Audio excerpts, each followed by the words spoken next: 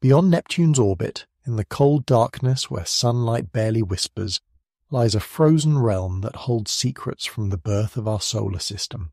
The Kuiper Belt stretches across billions of miles, a ring of ancient ice and rock that challenges everything we thought we knew about planetary formation. Within this distant region drift countless worlds, some as large as small planets, others mere fragments of cosmic debris.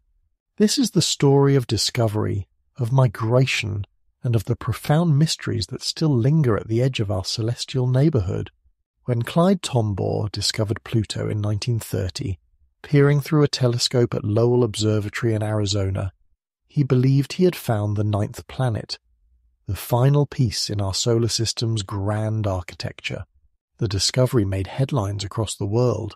Newspapers proclaimed the triumph of human ingenuity, and Pluto took its place in textbooks alongside Mercury, Venus, Mars, Jupiter, Saturn, Uranus, and Neptune. Children memorized its name. Planetary scientists celebrated. But even in those early moments of triumph, some astronomers wondered if Pluto was truly alone out there in the darkness. Frederick Leonard was among the first to voice such speculation. Shortly after Pluto's discovery, this thoughtful astronomer pondered whether other bodies might exist beyond Neptune's orbit, whether Pluto represented not an isolated world, but rather the first glimpse of an entire population. His musings were cautious, almost tentative, but they planted a seed. What if, Leonard wondered aloud to his colleagues, Pluto was merely the brightest member of a vast collection of distant objects, a series of ultra-Neptunian bodies still awaiting discovery? The idea didn't catch fire immediately. The technology of the time simply wasn't capable of detecting such faint, distant objects. Telescopes were improving, certainly, but the outer reaches of the solar system remained shrouded in observational darkness. Still, the question lingered like morning mist, refusing to dissipate entirely. If Pluto existed out there, what else might be hiding in the cold? In 1943, an Irish astronomer named Kenneth Edgeworth published a paper that would later prove remarkably prescient. Edgeworth was thinking about the formation of the solar system, about how planets coalesced from the primordial disk of gas and dust that once surrounded our young sun. He reasoned that the disk wouldn't simply end at Neptune. Instead, he suggested, the outer regions of the solar system should contain a large population of small bodies, objects that never managed to gather together into a full-sized planet. These bodies, Edgeworth proposed, would be composed primarily of ice and rock, leftovers from the solar system's construction project. His paper wasn't widely read at the time. It appeared in a relatively obscure journal, and the astronomical community was focused on other questions, other mysteries. But Edgeworth's reasoning was sound. He understood that the conditions beyond Neptune would have been too sparse, the material too spread out for large planets to form efficiently. What remained instead would be a scattered population of smaller objects, each carrying within it a frozen record of the solar system's earliest days. 8 years later, in 1951, the Dutch-American astronomer Gerard Kuiper published his own influential paper on the origins of the solar system. Kuiper was already well known in astronomical circles, respected for his careful thinking and mathematical rigour. He proposed something similar to Edgeworth's idea, a belt of icy bodies beyond Neptune.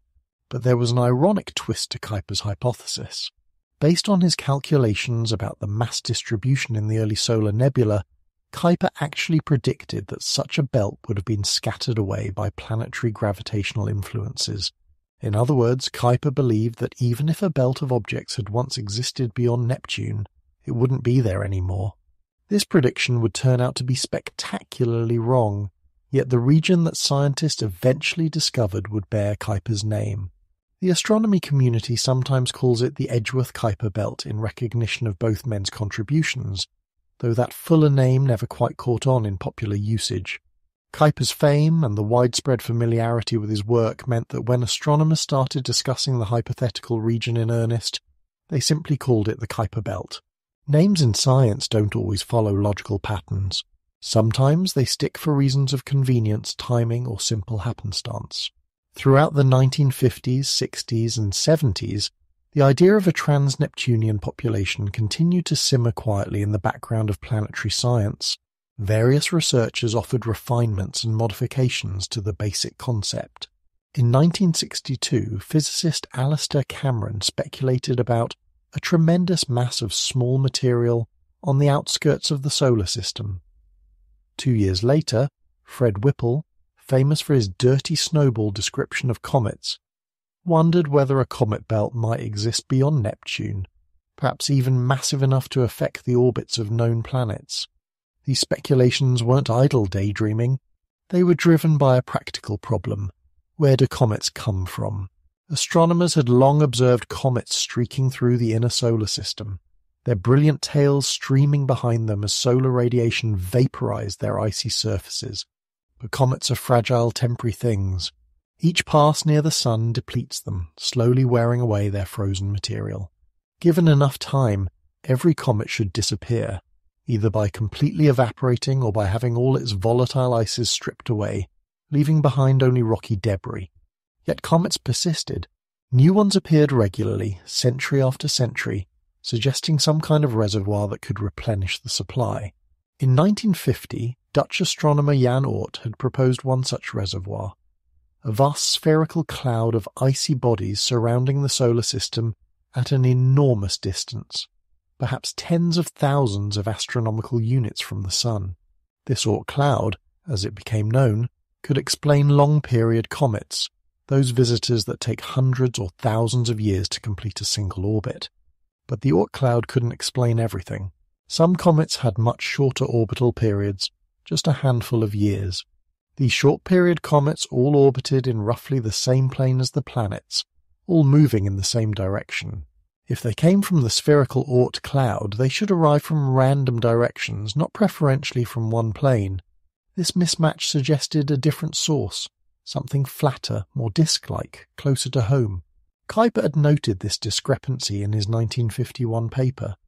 Short-period comets, he reasoned, required a closer, flatter reservoir.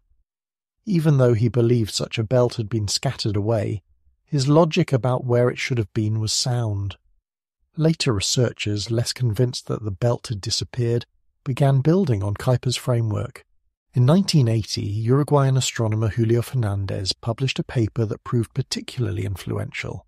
Working with orbital mechanics and population statistics, Fernandez calculated that a belt of comets between 35 and 50 astronomical units from the Sun would be necessary to explain the observed number of short-period comets. His work was detailed, mathematical, and persuasive. He even coined the phrase trans-Neptunian comet belt and placed it prominently in his paper.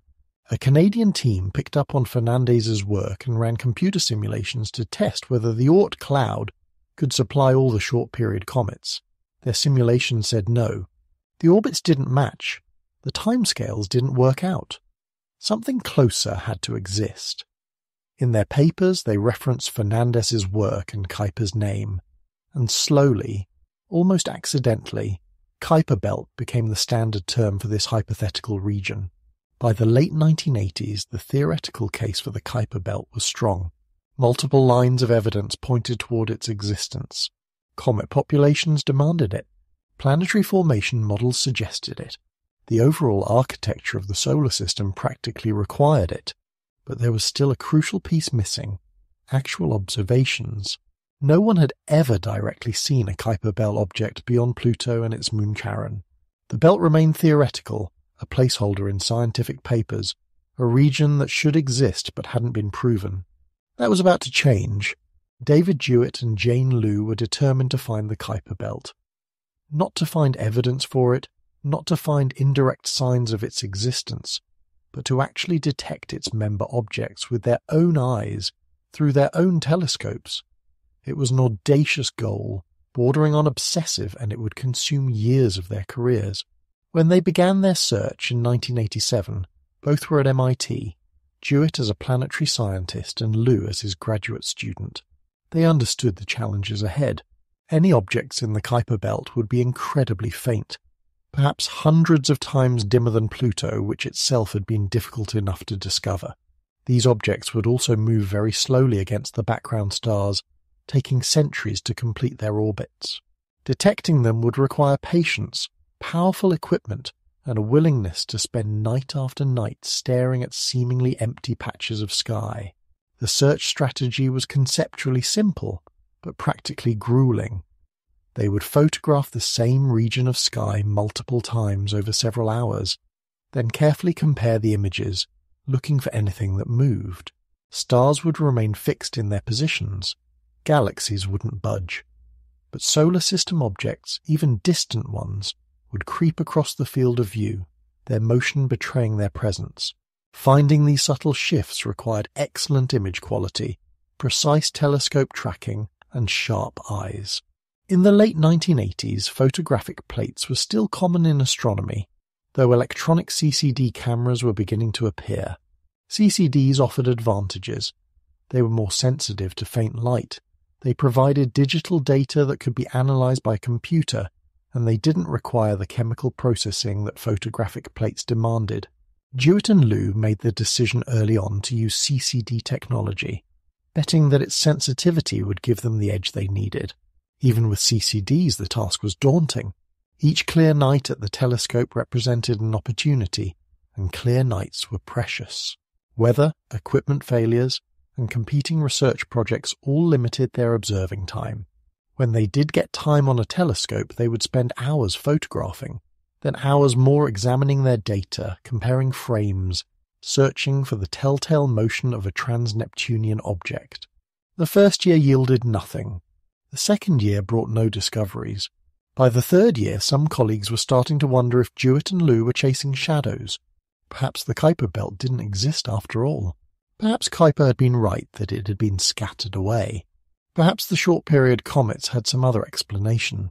The theoretical arguments were convincing, but nature doesn't always follow our expectations.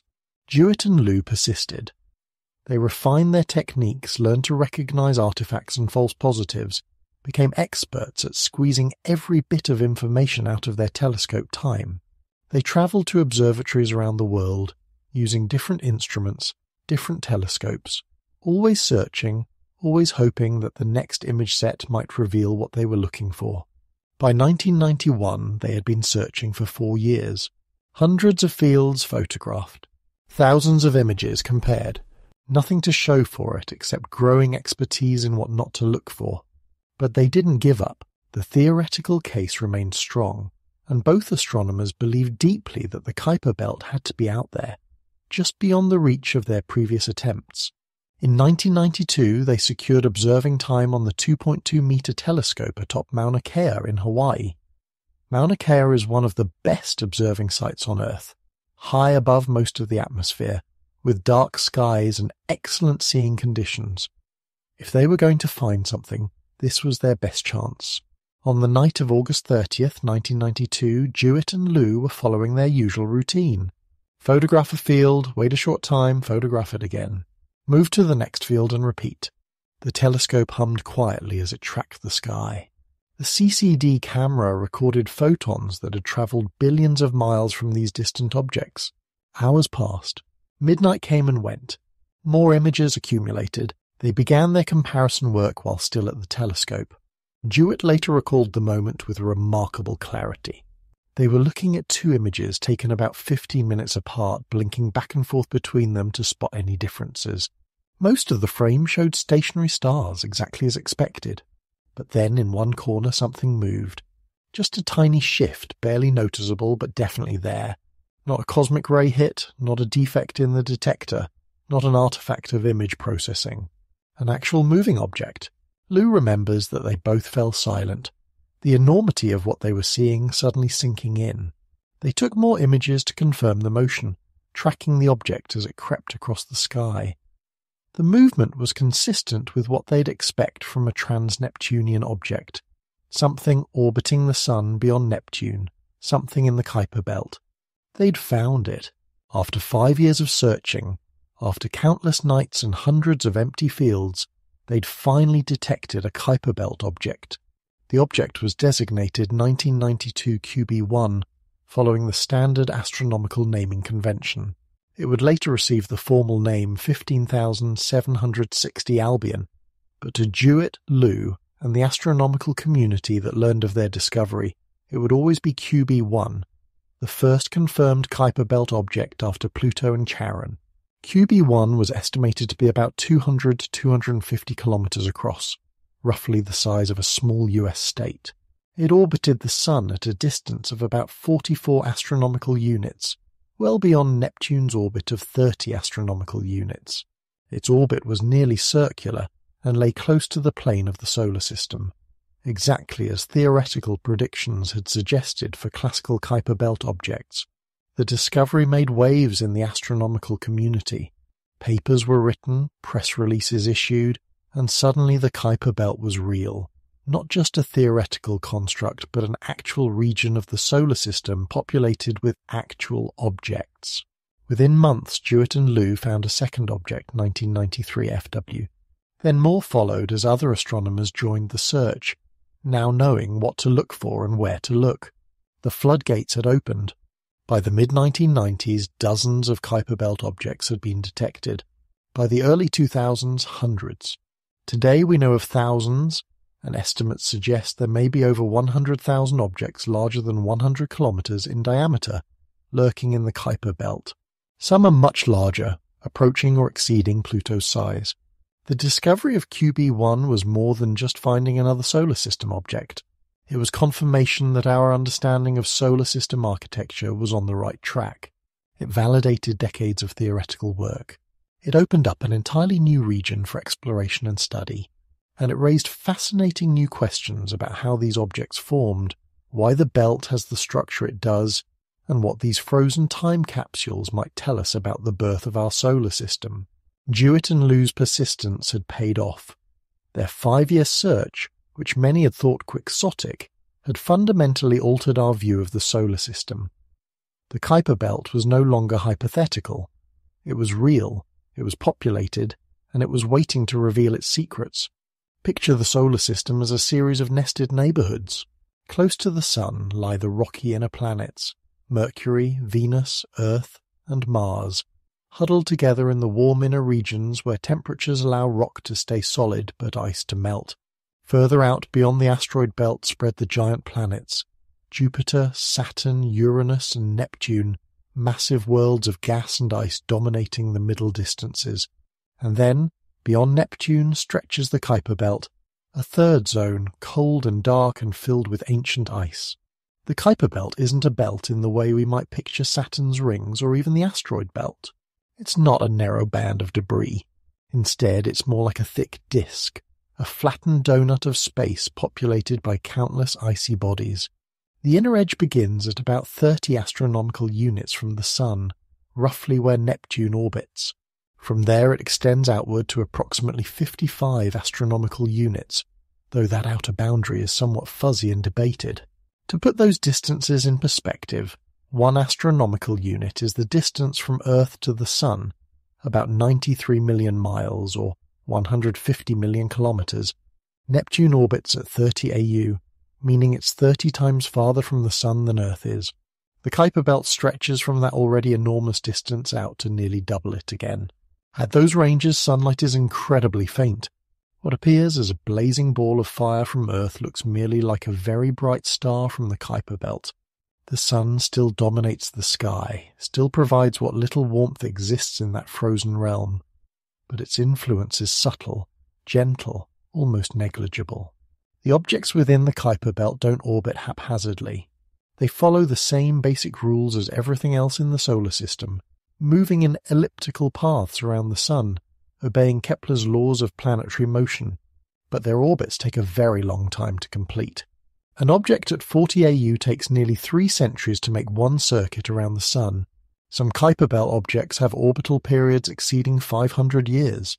These are slow, patient worlds, drifting through the darkness at a leisurely pace that makes Earth's yearly journey seem frantic by comparison. Despite the vast distances involved, the Kuiper Belt's total mass is surprisingly small. Current estimates suggest that all the Kuiper Belt objects combined might amount to only about 1/10 of Earth's mass, perhaps less. Some models predict it could be as little as 1%. This seems puzzling at first. Such an enormous volume of space should contain more material. The early solar system's protoplanetary disk, the swirling cloud of gas and dust from which everything formed, should have left more debris in this region. The discrepancy has been termed the missing mass problem. Where did all that material go? Most scientists now believe that the Kuiper Belt once contained far more mass, perhaps 30 to 100 Earth masses worth of material. Through various gravitational interactions with the giant planets, especially Neptune, most of that primordial population was either ejected from the solar system entirely or scattered into different regions. What remains is a thin remnant, a pale shadow of what once existed. This violent history has left its mark on the structure of the Kuiper Belt. Rather than being a uniform distribution of objects, the belt shows distinct populations with different orbital characteristics. Astronomers have identified several main groups, each telling part of the story of how this region evolved. The classical Kuiper Belt contains objects on relatively circular, low-inclination orbits. These are sometimes called cubewanos, a playful term derived from QB1, the first discovered. Classical objects orbit between the major resonances with Neptune, in the gaps between the powerful gravitational influences that Neptune's orbit creates. Their orbits are stable, not strongly perturbed, and they've likely been in their current locations for billions of years. The classical belt is further divided into cold and hot populations, though these terms refer not to temperature, but to orbital characteristics. Cold classical objects have very circular flat orbits, while hot classical objects have more eccentric and tilted orbits. Resonant objects are those locked in orbital resonances with Neptune, completing a specific ratio of orbits for every certain number of Neptune orbits. The most famous resonant population is the Plutonos, named after Pluto, which orbits in a 3-to-2 resonance with Neptune. Pluto completes 2 orbits for every 3 that Neptune makes. This resonance is stable and surprisingly well populated, with thousands of objects sharing this same orbital relationship. Other resonances also contain populations, including the 2-to-1 resonance at about 48 AU and the 5-to-2 resonance at about 55 AU. The scattered disk represents objects on highly elliptical tilted orbits that bring them sweeping in toward Neptune's orbit before swinging back out to great distances. These objects show signs of having been strongly perturbed by Neptune's gravity at some point in their past. They're less stable than classical or resonant objects, more likely to have their orbits further altered by future gravitational encounters. The scattered disk extends far beyond the classical Kuiper Belt, reaching hundreds of AU from the Sun in some cases. Beyond the scattered disk lies even more mysterious territory. Some objects, like Sedna, orbit so far out that they never come close to Neptune, yet their orbits are still highly elliptical. These extremely distant objects may represent the inner edge of the Oort cloud, or they might have been perturbed by passing stars long ago, or possibly by an as yet undiscovered massive planet in the outer solar system. Their existence raises more questions than it answers. The Kuiper Belt structure is like an archaeological site, with different layers and regions recording different eras of the solar system's history. The cold classical objects might be pristine survivors from the original protoplanetary disk, never significantly disturbed. The hot classical objects and resonant populations might have originated elsewhere and been implanted into the Kuiper Belt during the era of planetary migration. The scattered disk objects are clearly still being actively perturbed even today. Understanding this structure helps us piece together the story of how the solar system evolved. The Kuiper Belt isn't just a collection of frozen rocks. It's a record book, its pages written in orbital dynamics and preserved in ice, telling us about events that happened billions of years ago when the planets were still finding their final positions. The objects drifting through the Kuiper Belt come in a fascinating variety of sizes, shapes, and compositions. Some are tiny, barely large enough to merit the classification of object rather than particle. Others rival or exceed Pluto in size, massive enough to be called dwarf planets. Understanding what these bodies are made of, how they formed, and what they look like has been a major focus of Kuiper Belt research. The composition of Kuiper Belt objects stands in sharp contrast to the rocky inner planets, or even the main asteroid belt between Mars and Jupiter. While asteroids are primarily made of rock and metal, with some containing significant amounts of carbon, Kuiper Belt objects are dominated by ice. Not just water ice, though that's certainly present, but also frozen methane, nitrogen, ammonia, and carbon monoxide. These are the substances that were volatile enough to remain gaseous in the warm inner solar system, but cold enough to freeze solid in the frigid outer reaches. Imagine walking on the surface of a Kuiper Belt object. The ground beneath your boots would be solid ice, but not quite like the ice you'd find in your freezer, or even in Earth's polar regions. This ice has been kept at temperatures near absolute zero for billions of years, making it extraordinarily hard, more like rock than frozen water. Mixed into the ice matrix would be dust particles, tiny grains of silicate rock and carbonaceous material, giving the surface a dirty, mottled appearance. In fact, many Kuiper Belt objects appear quite dark, reflecting only a small fraction of the sunlight that reaches them, suggesting they're covered in a layer of organic compounds, complex carbon-based molecules that have been modified by eons of exposure to cosmic radiation. Some larger Kuiper Belt objects have atmospheres, though calling them atmospheres is generous. Pluto, for instance, has a tenuous envelope of nitrogen gas, so thin that it would count as a pretty good vacuum by Earth standards. This atmosphere isn't permanent, as Pluto moves closer to the Sun during its elliptical orbit. Some surface ice sublimates, turning directly from solid to gas and creating a temporary atmosphere. When Pluto swings back out to greater distances, that atmosphere freezes again, snowing back down onto the surface in a decades-long cycle. The surfaces of Kuiper Belt objects show a range of colours, from relatively neutral greys to strikingly deep reds. The reddest objects are thought to have surfaces rich in complex organic compounds called tholins, formed when simpler molecules like methane are broken apart by ultraviolet light and cosmic rays, then reassemble into more complex structures. These tholins are similar to what we see on Titan, Saturn's largest moon, and they give certain Kuiper Belt objects their distinctive ruddy hue. One of the most intriguing aspects of the Kuiper Belt is the high frequency of binary objects. Unlike most asteroids, which tend to be solitary, many Kuiper Belt objects come in pairs, two bodies orbiting each other as they jointly orbit the Sun. Some of these binaries are close together, separated by only hundreds of kilometers. Others are quite far apart, separated by tens of thousands of kilometers, loosely bound by their mutual gravity. The most famous binary is Pluto and its largest moon Charon. Charon is so large relative to Pluto that the system's center of mass lies outside Pluto itself, making it more of a double dwarf planet than a planet-moon system. The existence of so many binaries tells us something important about how Kuiper Belt objects formed. Current thinking suggests that many of these pairs formed during the earlier stages of the solar system, when planetesimals were still coalescing from smaller particles.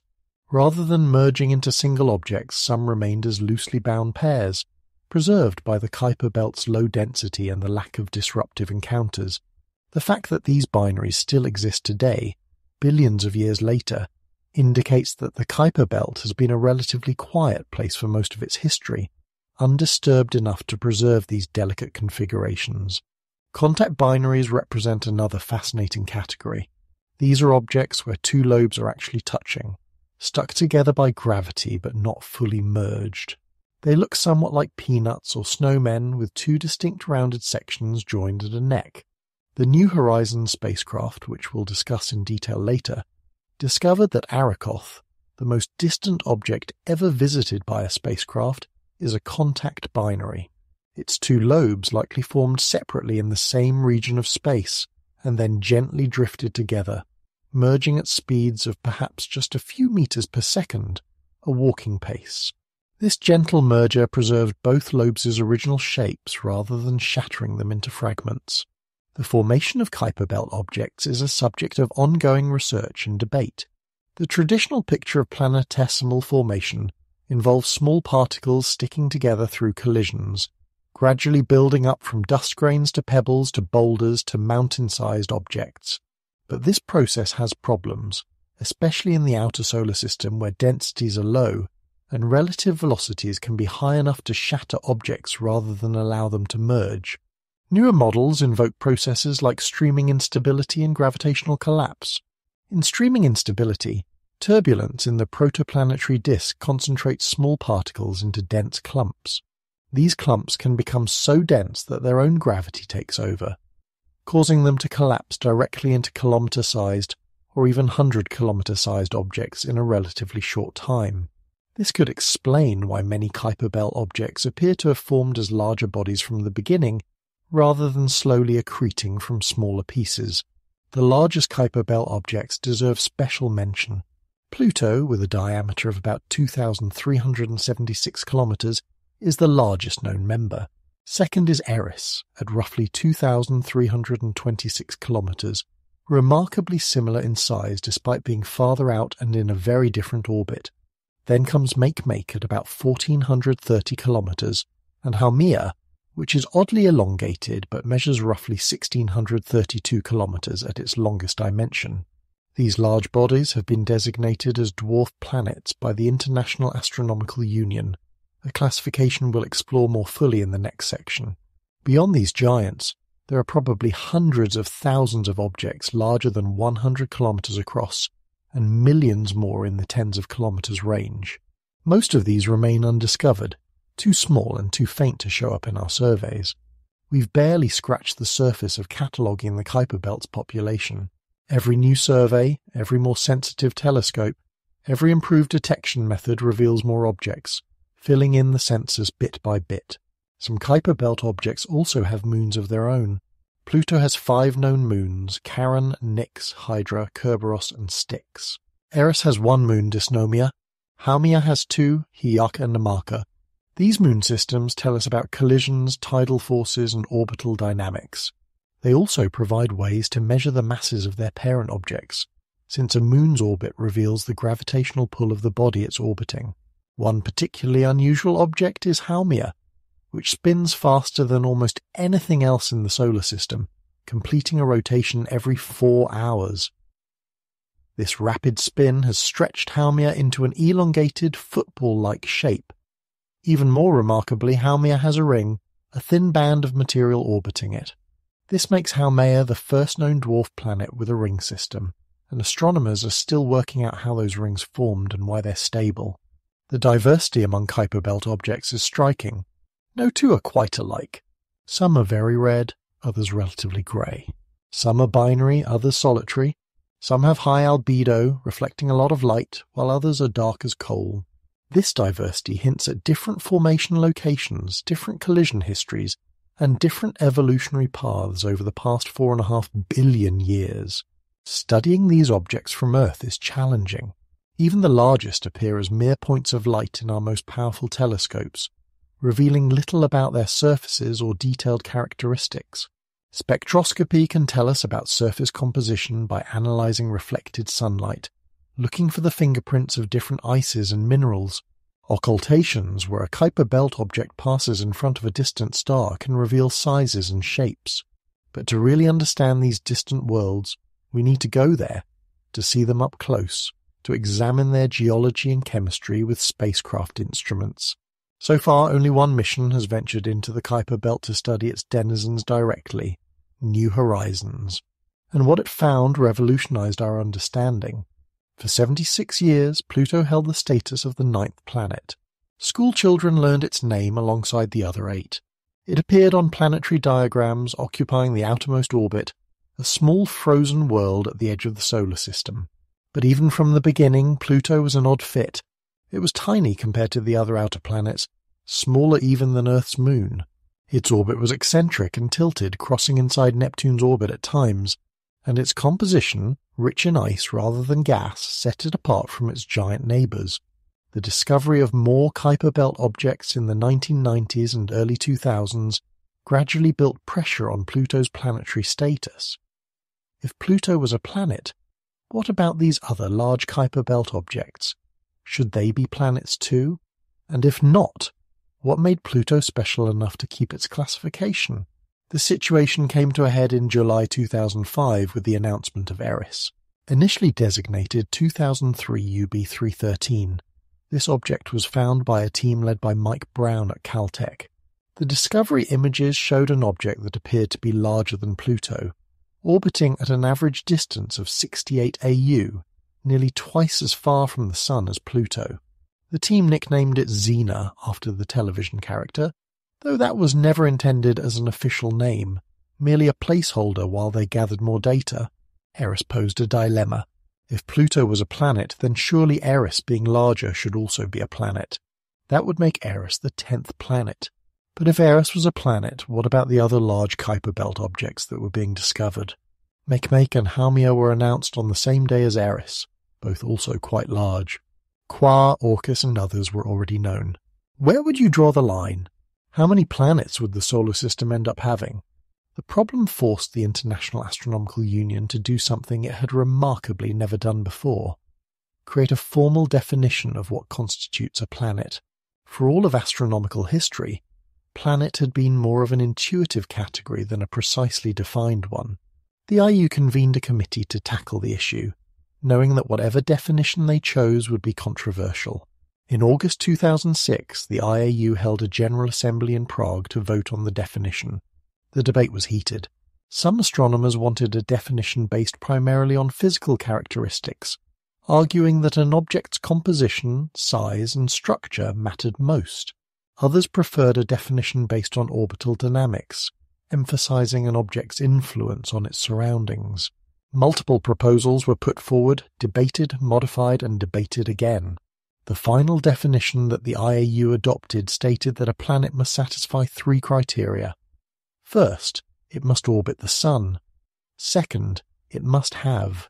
The final definition that the IAU adopted stated that a planet must satisfy 3 criteria. First, it must orbit the Sun. Second, it must have sufficient mass for its own gravity to pull it into a roughly spherical shape, a state called hydrostatic equilibrium. Third, and most controversially, it must have cleared the neighbourhood around its orbit, meaning it must be gravitationally dominant in its orbital zone, having swept up or ejected most other objects. Pluto met the first 2 criteria easily. It orbited the Sun, and it was certainly round. But that third criterion proved problematic. Pluto shares its orbital region with thousands of other Kuiper Belt objects. It hasn't cleared its neighbourhood. Neptune, on the other hand, is so massive that it gravitationally dominates everything near its orbit. The same is true for all the other traditional planets. They're the bullies of their orbital zones, the dominant gravitational forces, whereas Pluto is just one object among many. Under this new definition, Pluto was no longer a planet. Instead, it became the prototype of a new category, dwarf planet. A dwarf planet is an object that meets the first 2 criteria but not the third. It's round and it orbits the Sun, but it hasn't cleared its neighbourhood. The IU vote was close and not without dissent. Many planetary scientists felt the definition was arbitrary, that clearing the neighbourhood was a strange criterion that depended heavily on an object's distance from the Sun. An Earth-sized object placed in Pluto's orbit probably couldn't clear its neighbourhood either, simply because the volume of space is so vast and the material is so spread out. Nevertheless, the vote carried, and Pluto was officially reclassified. The announcement made headlines around the world. People who had grown up with 9 planets suddenly found themselves in an 8-planet solar system. There was genuine emotional reaction. Some people felt betrayed, as though something had been taken away. Others embraced the change, seeing it as the natural result of improved scientific understanding. Mike Brown, whose discovery of Eris had triggered the reclassification, wrote a book titled How I Killed Pluto and Why It Had It Coming, though he later expressed some ambivalence about the outcome. Eris joined Pluto in the dwarf planet category, along with Makemake and Haumea. The asteroid Ceres, largest object in the main asteroid belt between Mars and Jupiter, was also classified as a dwarf planet, having been discovered in 1801 and variously considered an asteroid or planet throughout its history. Today, 5 objects officially carry the dwarf planet designation, though astronomers expect that dozens or even hundreds more will eventually qualify once we learn enough about them to confirm they're in hydrostatic equilibrium. Pluto's demotion didn't change the object itself, of course. It remained the same fascinating world it had always been, orbiting serenely at the edge of the planetary system. If anything, Pluto gained status in a different way. Rather than being the runt of the planets, it became the king of the Kuiper Belt, the largest known member of a vast population of icy worlds. Its reclassification also sparked tremendous public interest in planetary science, bringing attention to the Kuiper Belt and the questions surrounding planetary formation and evolution. Let's take a closer look at each of the Kuiper Belt dwarf planets, these remarkable worlds that challenged our understanding of planetary classification. Pluto itself is an astonishingly complex world. Before the New Horizons flyby in 2015, many scientists expected Pluto to be geologically dead, its surface ancient and heavily cratered, showing no signs of recent activity. That expectation was spectacularly wrong. New Horizons revealed towering mountains of water ice rising 3.5 kilometers high, vast plains of nitrogen ice showing evidence of recent convection, and regions with almost no impact craters at all, suggesting surface ages of less than 10 million years. This was shocking. A world as small and distant as Pluto shouldn't have enough internal heat to drive such active geology, yet there it was, resurfacing itself, moving ice around, and displaying a richness that rivaled or exceeded that of Mars. Pluto's surface is a patchwork of different terrains. The famous heart-shaped region, informally named Tombor Regio after Pluto's discoverer, dominates one hemisphere. The left side of the heart, Sputnik Planitia, is a vast sheet of nitrogen ice sitting in a deep basin, possibly an ancient impact site. This ice flows slowly like a glacier, with convection cells churning material from below. The right side of the heart shows different terrain, including the Tartarus Dorsa region, with its strange blade-like ridges hundreds of meters tall, aligned north-south, carved by methane ice sublimation. The atmosphere of Pluto, though tenuous, proved more extensive than expected. Nitrogen gas slowly escaping from the surface creates a thin envelope extending far above the ground. This atmosphere has distinct haze layers, formed from photochemical reactions where ultraviolet light breaks apart molecules, creating complex organic compounds that condense into tiny particles. These particles scatter light beautifully, creating the blue haze visible in New Horizons images, a surprising echo of Earth's own blue sky, though achieved through different chemistry. Charon, Pluto's largest moon, is no less remarkable. With a diameter of 1,208 kilometers, more than half of Pluto's own diameter, Charon is large enough to make the Pluto-Charon system more of a double planet than a traditional planet-moon pair. The two bodies are tidally locked not just with Charon always showing the same face to Pluto, but with Pluto also always showing the same face to Charon. They rotate together like ballroom dancers, forever facing each other as they orbit their common center of mass. Charon's surface is primarily water ice, harder and less volatile than Pluto's nitrogen and methane ices. The moon shows a surprising dark red region at its north pole, possibly created by methane gas escaping from Pluto, getting captured by Charon's weak gravity, and then being chemically modified by radiation into reddish tholins. Charon also has fewer craters than expected in some regions, suggesting some past geological activity, though not as dramatic or recent as Pluto's. The other four moons, Nix, Hydra, Kerberos, and Styx, are much smaller, irregularly shaped objects likely captured from the Kuiper Belt or formed from debris following a giant impact. They tumble chaotically in their orbits, their rotations unstable due to the complex gravitational environment created by the Pluto-Charon binary. These small moons are quite bright, reflecting much of the light that hits them, suggesting they're covered in relatively clean water ice rather than dark organic material. Eris, the dwarf planet whose discovery prompted Pluto's reclassification, orbits in the scattered disk region, currently at about 96 AU from the Sun, but with an orbit so elliptical that it swings in as close as 38 AU. This extreme orbit takes 560 years to complete. Eris is slightly smaller than Pluto in diameter but measurably more massive, about 27% heavier. This higher density suggests Eris has a larger rocky core relative to its ice mantle compared to Pluto. Eris's surface appears to be covered in methane ice, giving it a very high albedo. It reflects more than 96% of the light that strikes it, making it one of the most reflective objects in the solar system. brighter even than fresh snow on Earth. This high reflectivity has an interesting consequence. As methane ice sublimates during the parts of Eris's orbit when it's closer to the Sun, the ice refreezes as Eris moves outward, constantly renewing the surface coating. This creates a self-cleaning effect, burying darker radiation-processed materials under fresh white ice.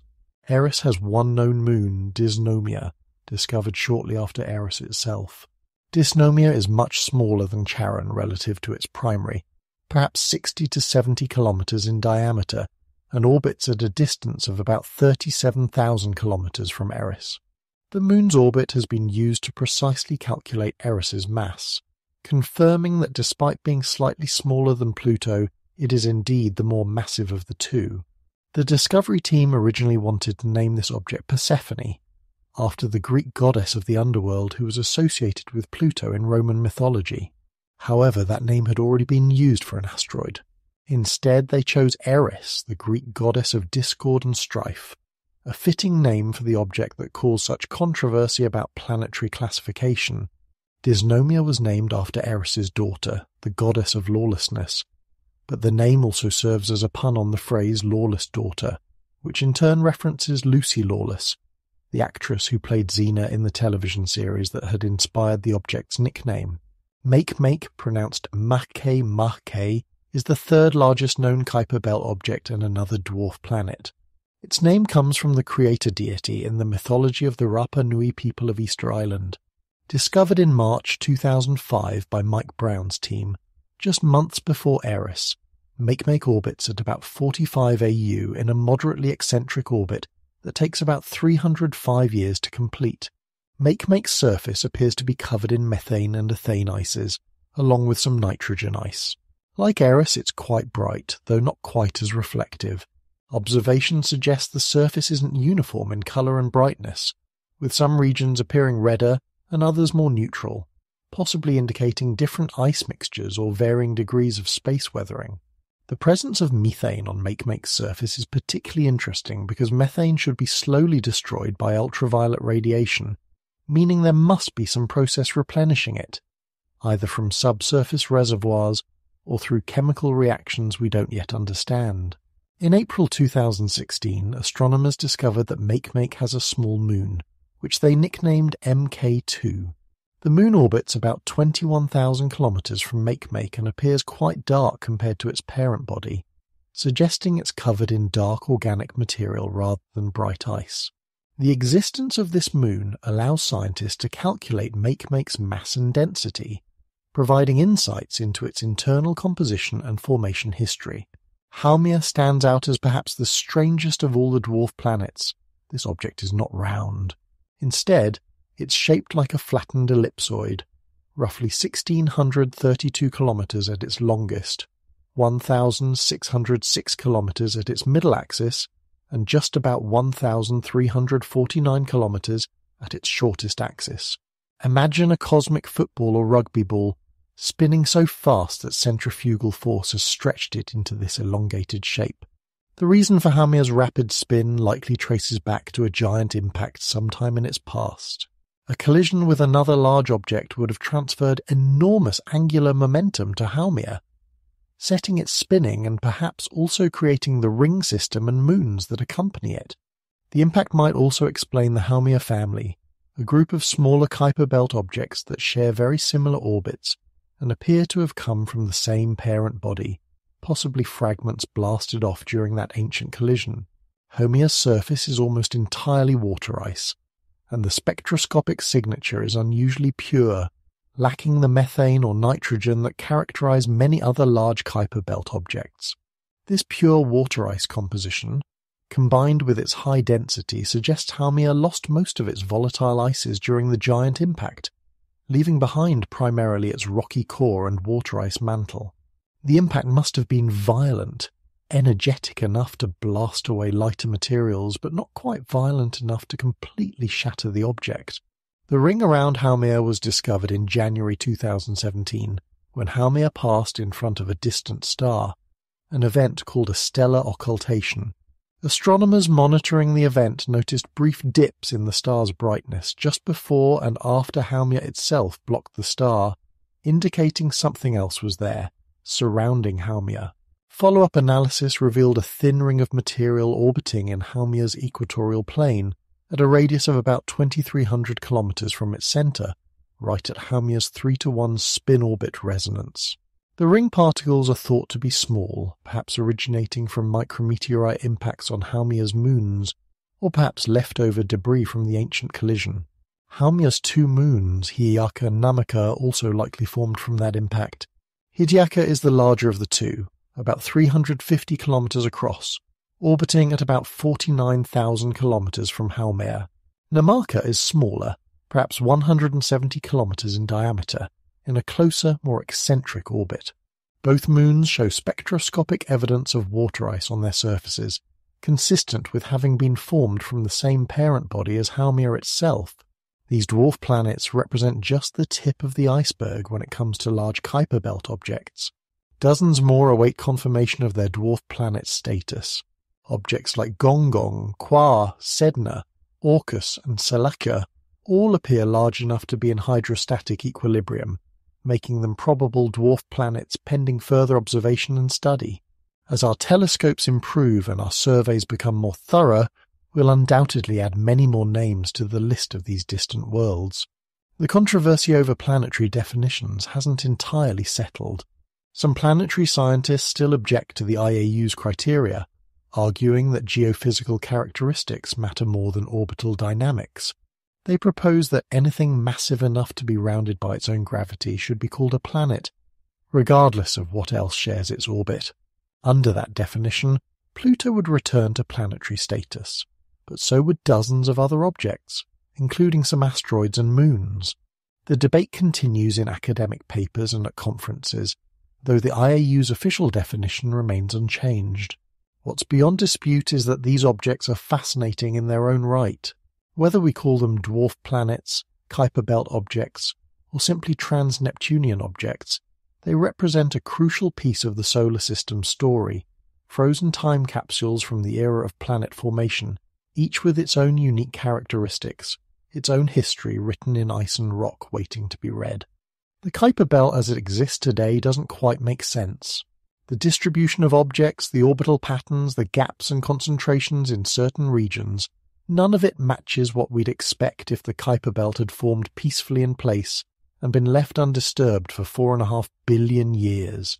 Something dramatic happened, something that reshaped the entire outer solar system, scattering objects, emptying regions, and creating the structure we observe today. For decades, this puzzle troubled planetary scientists.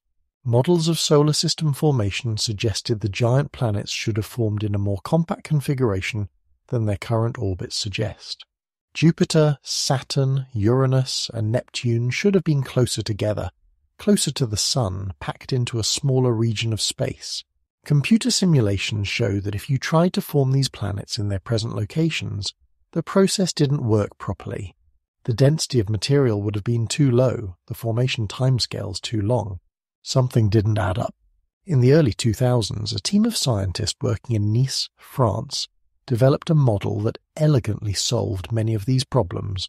The Nice model, named after the city where much of the work took place, proposed that the giant planets didn't form where they are now. Instead, they formed in a tighter, more compact configuration and later migrated outward through gravitational interactions with the disk of planetesimals that surrounded them. Here's how the model works. Shortly after the giant planets formed, they found themselves surrounded by a vast disk of smaller bodies, leftover planetesimals from the planet formation process.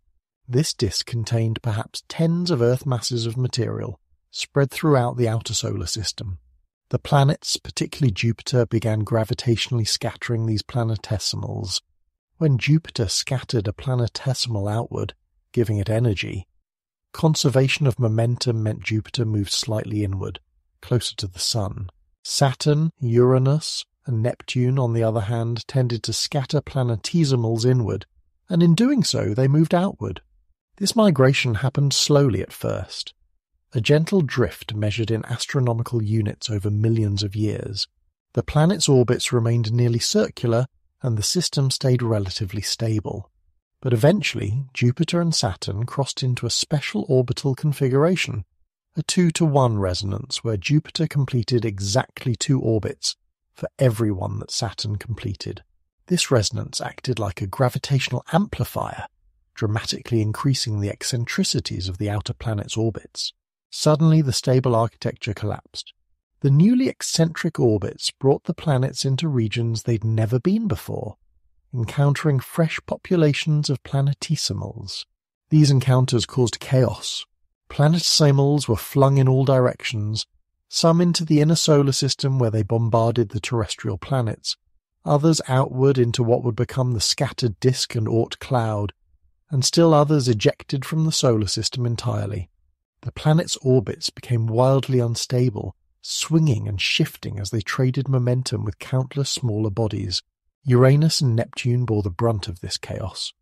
Computer simulations suggest they may have even switched positions during this upheaval, with Neptune originally being closer to the Sun than Uranus. As Neptune ploughed outward through the planetesimal disk, it swept up material, scattered objects into distant orbits, and gradually settled into its current location at 30 AU. This outward migration had profound effects on the Kuiper Belt. As Neptune migrated outward, it encountered the primordial Kuiper Belt, which at that time was much closer to the Sun and much more densely populated. Neptune's gravity stirred this population violently. Many objects were ejected entirely, flung into interstellar space or the distant Oort cloud. Others were scattered inward, becoming the short-period comets we observe today. Still others were captured into orbital resonances with Neptune, locked into stable configurations like the 3-to-2 resonance that now holds Pluto and thousands of other Plutinos. The cold classical Kuiper Belt, those objects on circular low-inclination orbits between the main resonances, likely represents the remnant population that managed to avoid Neptune's most violent perturbations. These objects may have originated closer to the Sun and been gently pushed outward ahead of Neptune's migration, or they might be survivors from the original location of the Kuiper Belt, lucky enough not to encounter Neptune directly. The hot classical population, with their more eccentric and inclined orbits, probably has a different origin.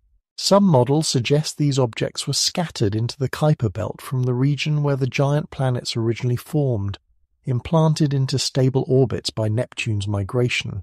This would explain why hot classical objects have orbital characteristics that differ from cold classical objects despite occupying the same general region. The NICE model also explains a mysterious event in Earth's history called the Late Heavy Bombardment.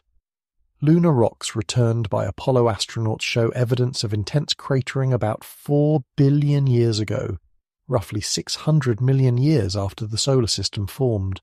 This bombardment left its mark across the inner solar system, pockmarking the Moon, Mercury and Mars with huge impact basins.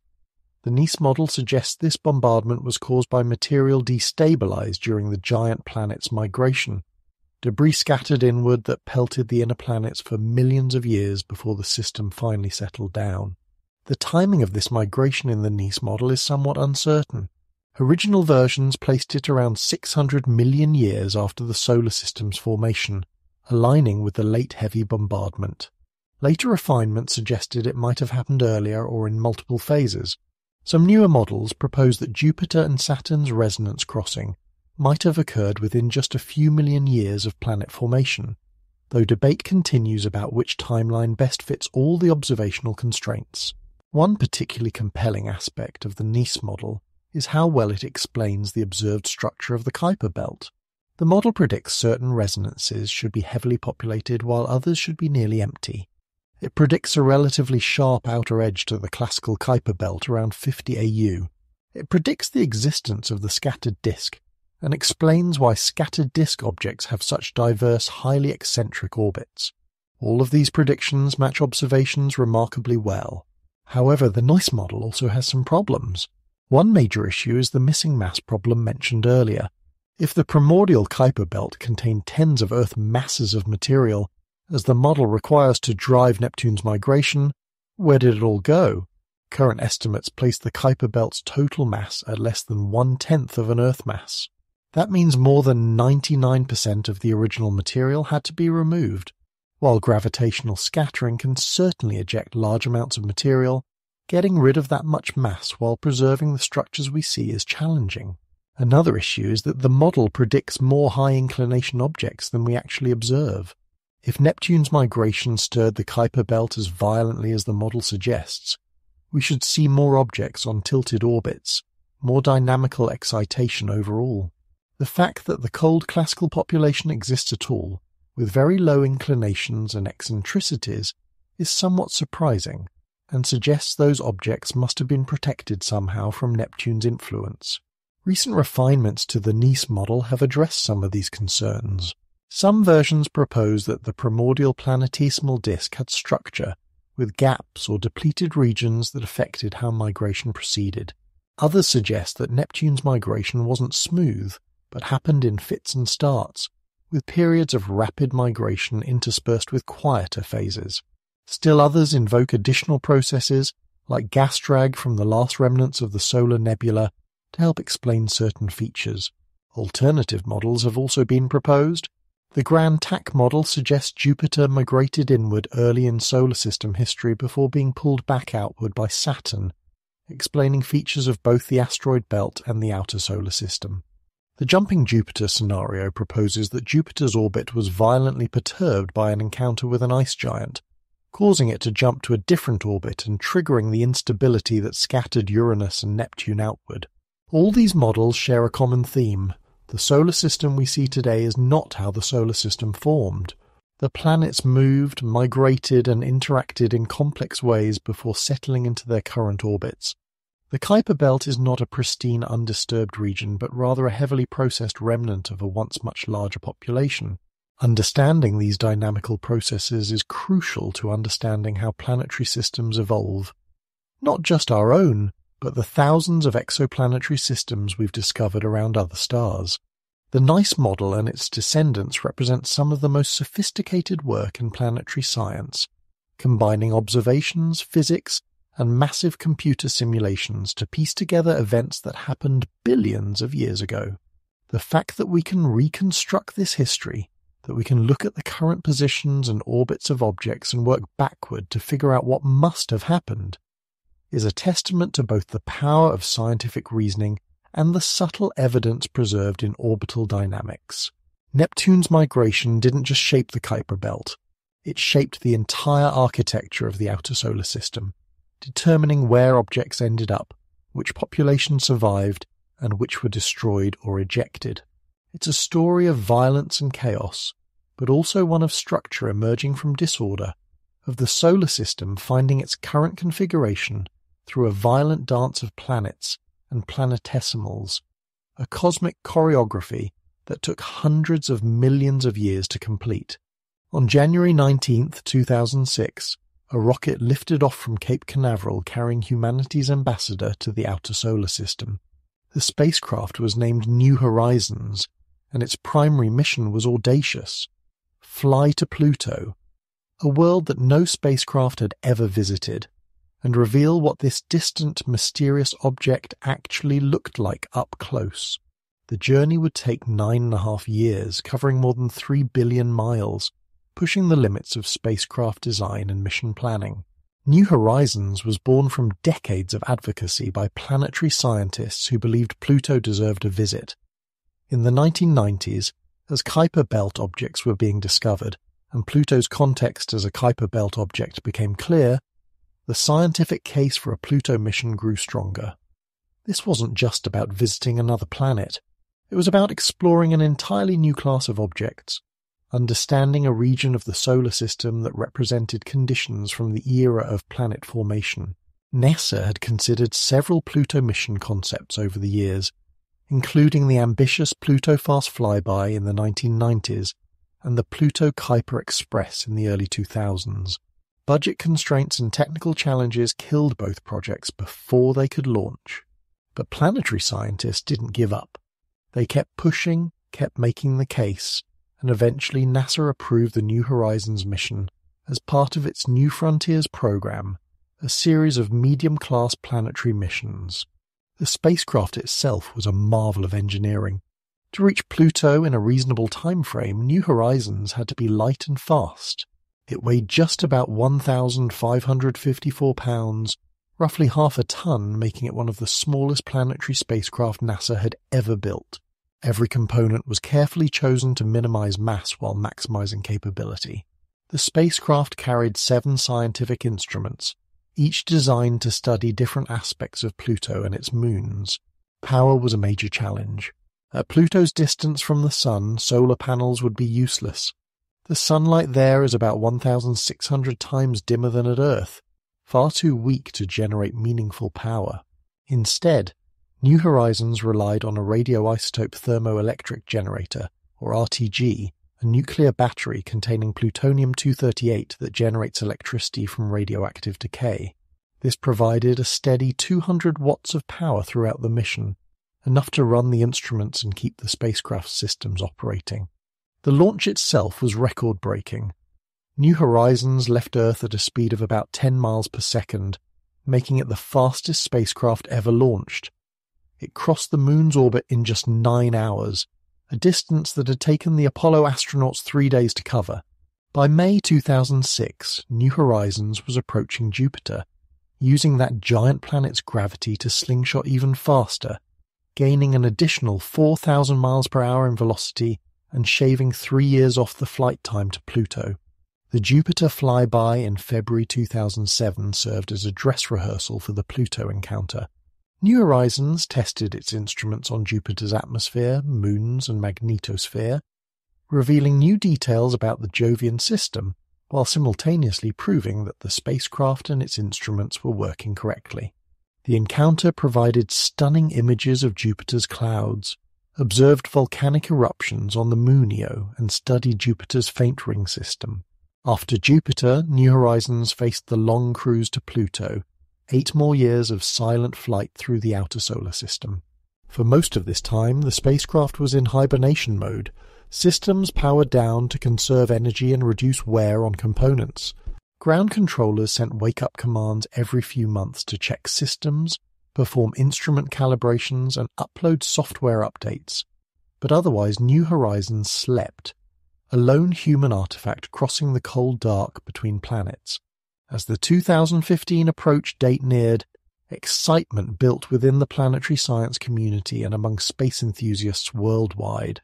Pluto had been discovered in 1930, and for 85 years we'd known it only as a fuzzy blob in even our best telescopes.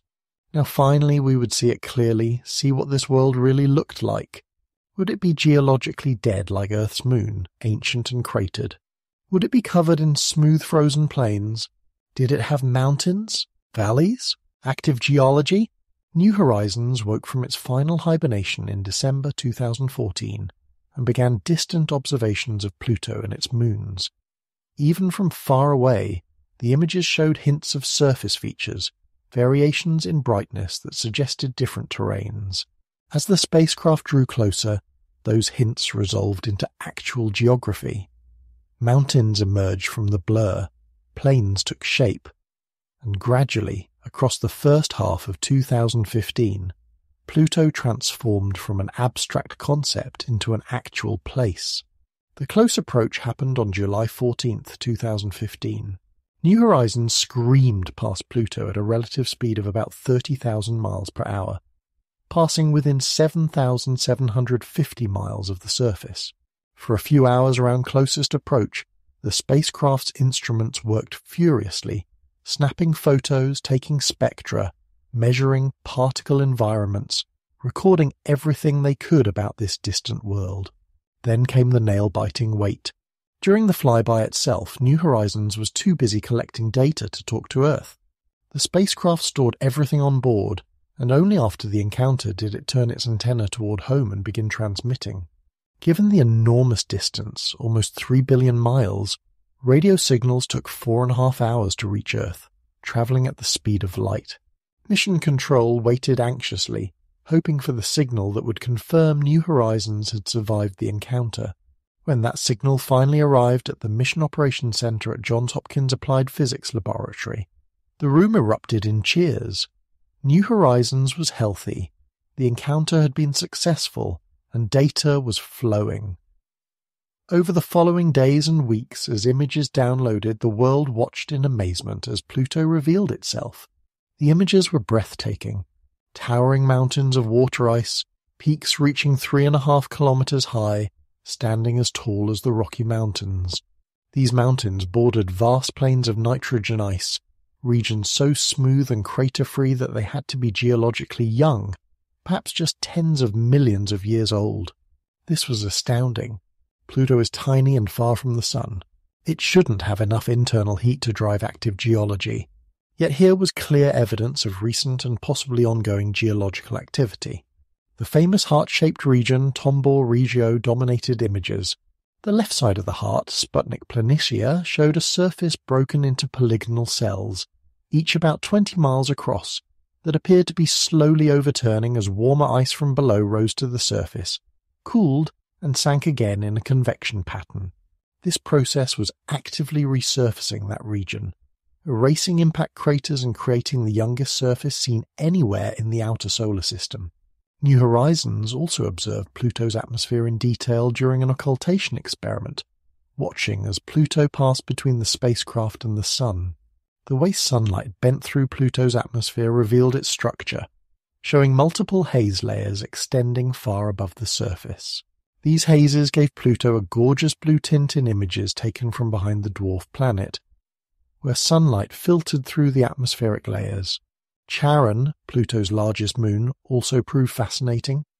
New Horizons images showed a complex surface with varied terrain, including a dark red polar cap, smooth plains, and a system of canyons and scarps indicating past tectonic activity. The Moon had clearly experienced its own geological history, distinct from but related to Pluto's evolution.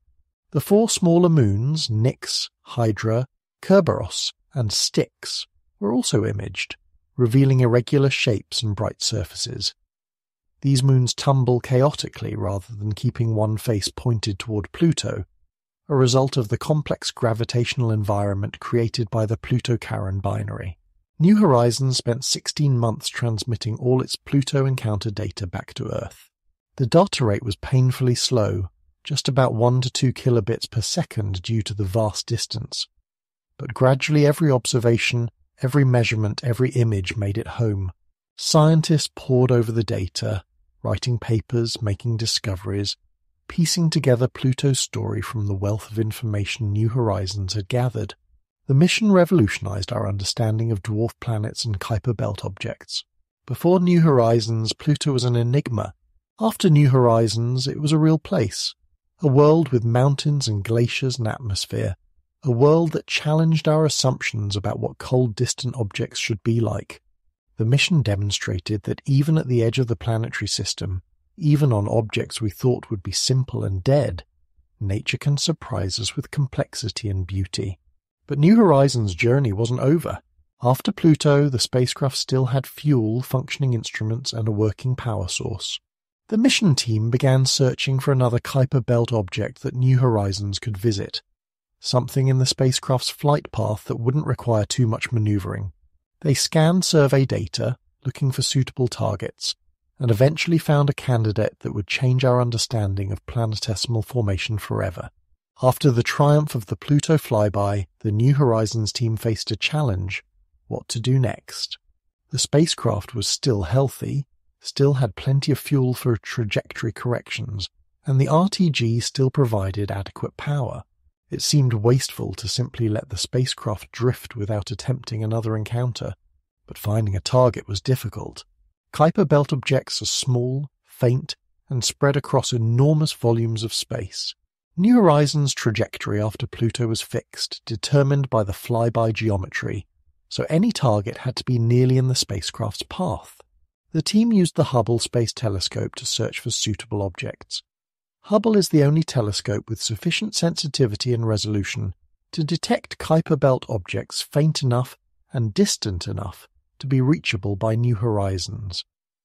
The search covered regions ahead of the spacecraft's trajectory, looking for anything that moved against the background stars.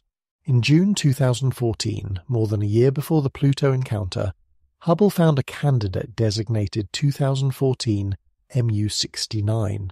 This object was small, perhaps 20 to 30 kilometers across, and it lay almost directly in New Horizons' path, requiring only a small course correction to arrange an encounter. It was perfect. Mission planners calculated the necessary trajectory adjustments, and, after the Pluto flyby was complete, they fired New Horizons thrusters to set up the intercept. The nickname for 2014 MU-69 became Ultima Thule, a Latin phrase meaning beyond the farthest shores, appropriate for the most distant object ever to be visited by a spacecraft. The name was chosen through a public naming campaign, though it would later prove somewhat controversial. When NASA officially named the object, they selected Arakoth, a word from the Powhatan language meaning sky, chosen in collaboration with the Powhatan people in recognition of the land where the New Horizons mission was conceived and built.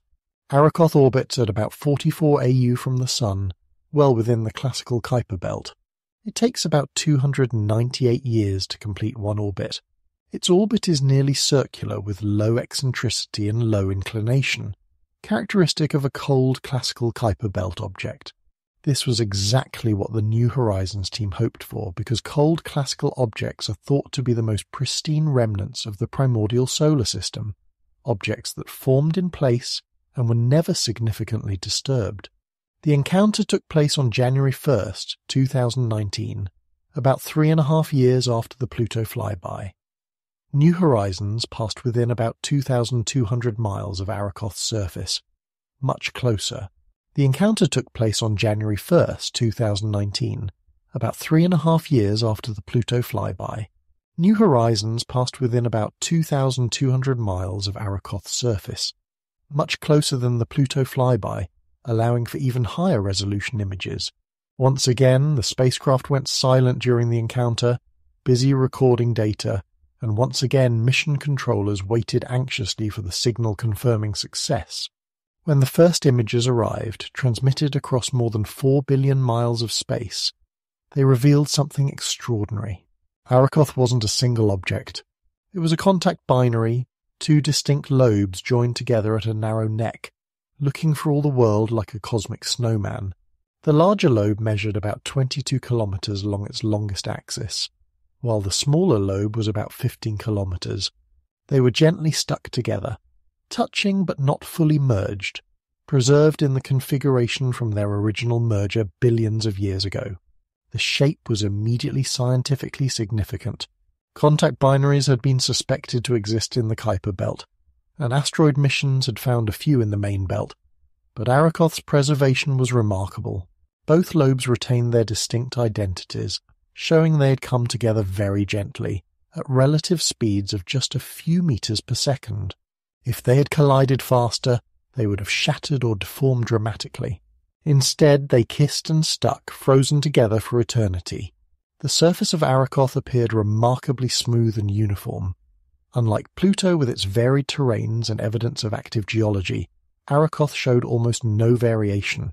The colour was fairly uniform, a reddish hue consistent with tholins, those complex organic molecules created by radiation processing of methane and other simple ices. There were relatively few craters, fewer than scientists expected, suggesting either that the Kuiper Belt is less populated with small debris than thought, or that some gentle process has smoothed the surface over time, perhaps the sublimation and redeposition of volatile ices. One particularly striking feature was a bright band around the neck connecting the 2 lobes. This band appeared lighter in colour than the surrounding material, possibly indicating compositional differences or varying degrees of space weathering. Scientists hypothesized that material might accumulate preferentially in this region, the gravitational low point of the object, or that the geometry shelters it from certain types of radiation exposure. The flatness of both lobes was also notable. Neither was spherical. Instead, both were flattened, pancake-like shapes. This geometry provided crucial clues about how Arakoth formed. If the lobes had formed through traditional collisional accretion, with many smaller pieces smashing together, they likely would have been more spherical, more jumbled, showing evidence of that violent history. Instead, the flat shapes suggested a different formation mechanism. The leading theory, strongly supported by Arakoth's characteristics, is that both lobes formed through gravitational collapse within a local concentration of particles. In the streaming instability model of planetesimal formation, turbulence in the protoplanetary disk concentrates particles into dense clumps. When these clumps reach sufficient density, gravity takes over and causes them to collapse into solid objects.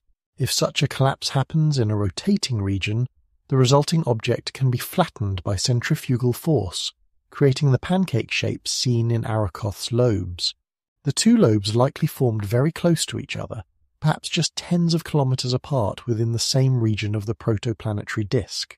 They orbited each other as a binary for some time, gradually losing orbital energy through drag with surrounding gas and dust. Eventually they spiraled together and merged at walking speed, gently enough to preserve their original shapes. This gentle merger contrasts sharply with the violent picture of planet formation that dominated scientific thinking for decades.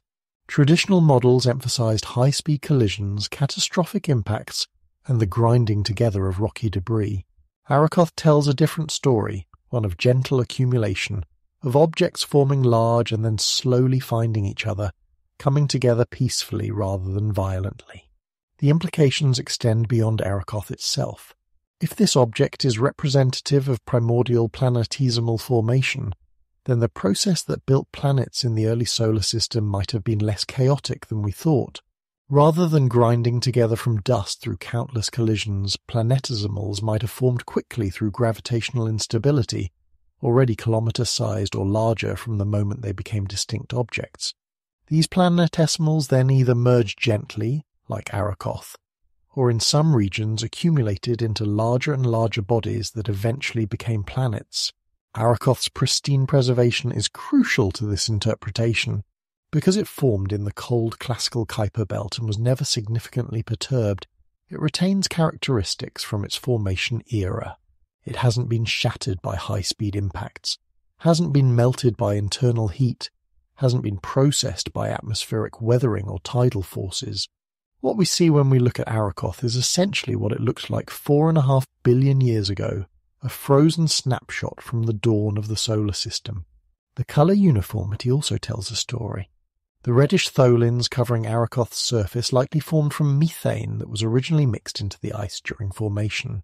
Over billions of years, cosmic rays and solar ultraviolet light gradually broke apart methane molecules, and the freed carbon atoms recombined into more complex organic compounds. This process darkens and reddens surfaces, creating the characteristic colour we see on many Kuiper Belt objects and outer solar system bodies. Interestingly, Arakoth shows no evidence of internal differentiation. There's no indication that its interior ever separated into a rocky core and icy mantle, the way larger objects like Pluto did. Arakoth appears to be a homogeneous mixture of ice and rock throughout, another sign that it never experienced significant heating. Even the small amount of warmth generated by radioactive decay in larger bodies didn't affect Arakoth enough to cause differentiation. New Horizons also searched for satellites around Arakoth but found none. If small moons existed, they would have been visible in the spacecraft's images, but the region around Arakoth appeared empty. This suggests that Arakoth's formation didn't involve the kind of violent impacts that often create moon-forming debris fields. Again, the picture is one of gentle formation and subsequent quiet existence. The data transmission from the Arakoth encounter took even longer than the Pluto data, as New Horizons was now even farther from Earth, and the data rate had dropped to around 500 bits per second. For comparison, that's about 60 bytes per second, roughly the speed of a computer modem from 1978. At this glacial pace, it took nearly 2 years to download all the encounter data, with the last files arriving in late 2020.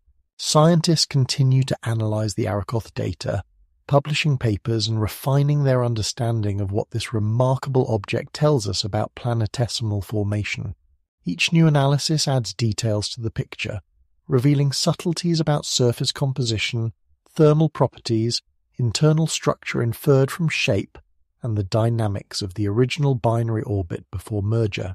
New Horizons continues its journey outward, now about 58 AU from the Sun as of late 2025, heading into interstellar space. The spacecraft is still functioning, still capable of making observations, and mission scientists hope to find additional Kuiper Belt objects to study, even if only from a distance.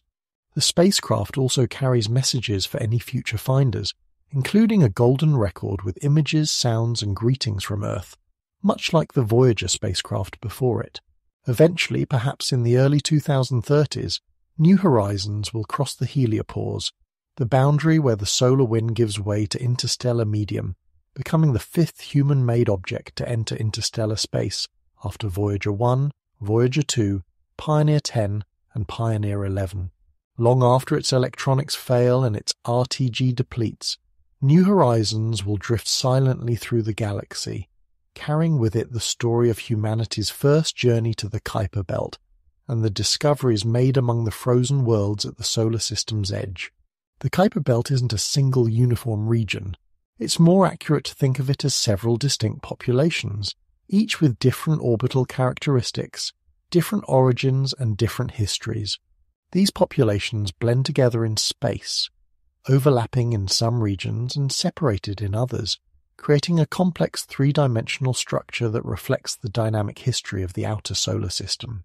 We've already touched on some of these populations, but let's examine them more carefully, understanding what makes each unique and what each tells us about solar system evolution.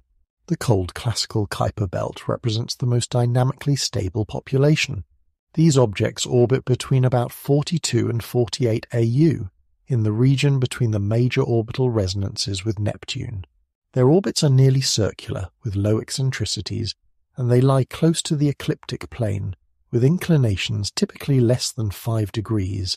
This population earned the name cold, not because of their temperatures, which are similar to other Kuiper Belt objects, but because of their low orbital velocities and lack of dynamical excitation. They move sedately through their orbits, undisturbed and calm. Cold classical objects are thought to be the most pristine members of the Kuiper Belt, likely formed in situ and never significantly perturbed. They may represent the original protoplanetary disk material, surviving in place while chaos reigned elsewhere. Their colours tend to be quite red, more so than most other populations, suggesting they've retained primitive organic material from formation, without subsequent collision gardening to expose fresh, less processed subsurface ice. Many cold classical objects are binaries, with unusually high binary fractions compared to other populations. Some estimates suggest 20 to 30% of cold classical objects have companions, a remarkable number that tells us something important about formation conditions in this region. The binaries typically have wide separations and similar-sized components, characteristics consistent with formation through gravitational collapse or capture in the dilute environment of the primordial disk. The hot classical Kuiper Belt occupies roughly the same distance range as the cold population, but has very different orbital characteristics. Hot classical objects have higher eccentricities and inclinations, with orbits tilted up to 30 degrees or more from the ecliptic plane. They move faster, their orbits are more excited, and they appear to have experienced more dynamical processing than their cold classical cousins. The origin of the hot classical population is debated. Some models suggest these objects formed closer to the Sun, perhaps in the region where the giant planets now orbit, and were scattered outward during Neptune's migration. This would explain their excited orbits and somewhat different colour distribution. Hot classical objects tend to be less uniformly red than cold classical objects, showing a wider range of colours and albedos, possibly because they formed in a different environment with different compositions, or have experienced different evolutionary histories. The boundary between cold and hot populations isn't sharp. Instead, there's a gradual transition, and some objects have intermediate properties. Distinguishing between the two populations often requires detailed orbital analysis, looking at the full three-dimensional space of orbital parameters rather than just distance from the Sun. Resonant populations represent objects locked in orbital resonances with Neptune. The most prominent resonance is the 3-2, located at about 39 AU, home to Pluto and thousands of Plutonos. In this resonance, objects complete 2 orbits around the Sun for every 3 orbits Neptune completes. This creates a repeating geometric pattern that prevents close encounters between the resonant object and Neptune, making the orbit stable over billions of years despite crossing Neptune's orbital distance. Other populated resonances include the 2-1 at about 48 AU, the 5-3 at about 42 AU, and the 5-2 at about 55 AU. Each resonance has its own population, though none are as populated as the 3-2. The objects in these resonances likely got there during Neptune's migration, swept up and captured as Neptune moved outward through the primordial Kuiper Belt. Being in resonance doesn't mean an orbit is boring or circular.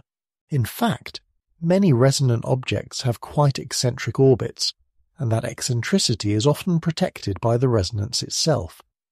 Pluto's orbit, for instance, is eccentric enough that it sometimes comes closer to the Sun than Neptune, yet the resonance ensures Pluto and Neptune never collide, maintaining a safe minimum separation. The scattered disk represents the most dynamically active part of the trans-Neptunian region. Scattered disk objects have highly eccentric orbits, often with perihelia near or inside Neptune's orbit, and aphelia extending hundreds of AU into space. These objects are still being actively perturbed by Neptune, their orbits slowly evolving over millions of years. Some scattered disk objects will eventually be ejected from the solar system entirely, while others might settle into more stable configurations or even impact Neptune. Eris is the most famous scattered disk object, but many others share this population, including objects with names like Gong, Sedna, though Sedna's classification is debated, and numerous smaller bodies. The scattered disk probably contains many large objects we haven't discovered yet, simply because they spend most of their time at enormous distances where they're too faint to detect. The formation of the scattered disk is directly tied to Neptune's migration and the clearing of the primordial Kuiper Belt. As Neptune moved outward, it didn't just push objects ahead of it or capture them in resonances. It also flung many objects onto highly eccentric orbits, creating the scattered population we observe today. Computer simulations of this process produce scattered disks that closely match observations, providing strong support for the migration hypothesis. Beyond the scattered disk lies even stranger territory. Some objects have perihelia too large to be significantly perturbed by Neptune, yet they're still on eccentric orbits. These objects, sometimes called detached or inner Oort cloud objects, include Sedna, 2012 VP 113, and 2004 VN 112. Their orbits can't easily be explained by gravitational interactions with the known planets. Sedna is perhaps the most famous of these extreme objects. Discovered in 2003, Sedna has a perihelion of 76 AU and an aphelion of about 937 AU, with an orbital period of about 11,400 years. At perihelion, Sedna is well beyond Neptune's influence. At aphelion, it ventures far into what's traditionally considered Oort cloud territory. Something other than the known planets must have perturbed Sedna into this orbit. Several hypotheses have been proposed. Perhaps a passing star nudged Sedna's orbit billions of years ago when the Sun was still part of its birth cluster. Perhaps the Sun once had a binary companion that was later lost, and that companion's gravity shaped the orbits of extreme objects. Perhaps there's an as-yet undiscovered massive planet in the outer solar system, sometimes called Planet 9, whose gravity has perturbed these distant objects. Or perhaps Sedna and its kin are leftover captures from a close encounter with another star system early in solar history. The existence of these detached objects is one of the most intriguing mysteries of the outer solar system. They represent a population that shouldn't exist if the solar system's history was simple and uneventful. Their presence demands explanation, requires some additional process or object we haven't yet identified. Each new discovery in this regime adds to the puzzle, sometimes clarifying the picture and sometimes making it more mysterious. Another interesting population is the centaurs, objects that orbit among the giant planets rather than beyond Neptune.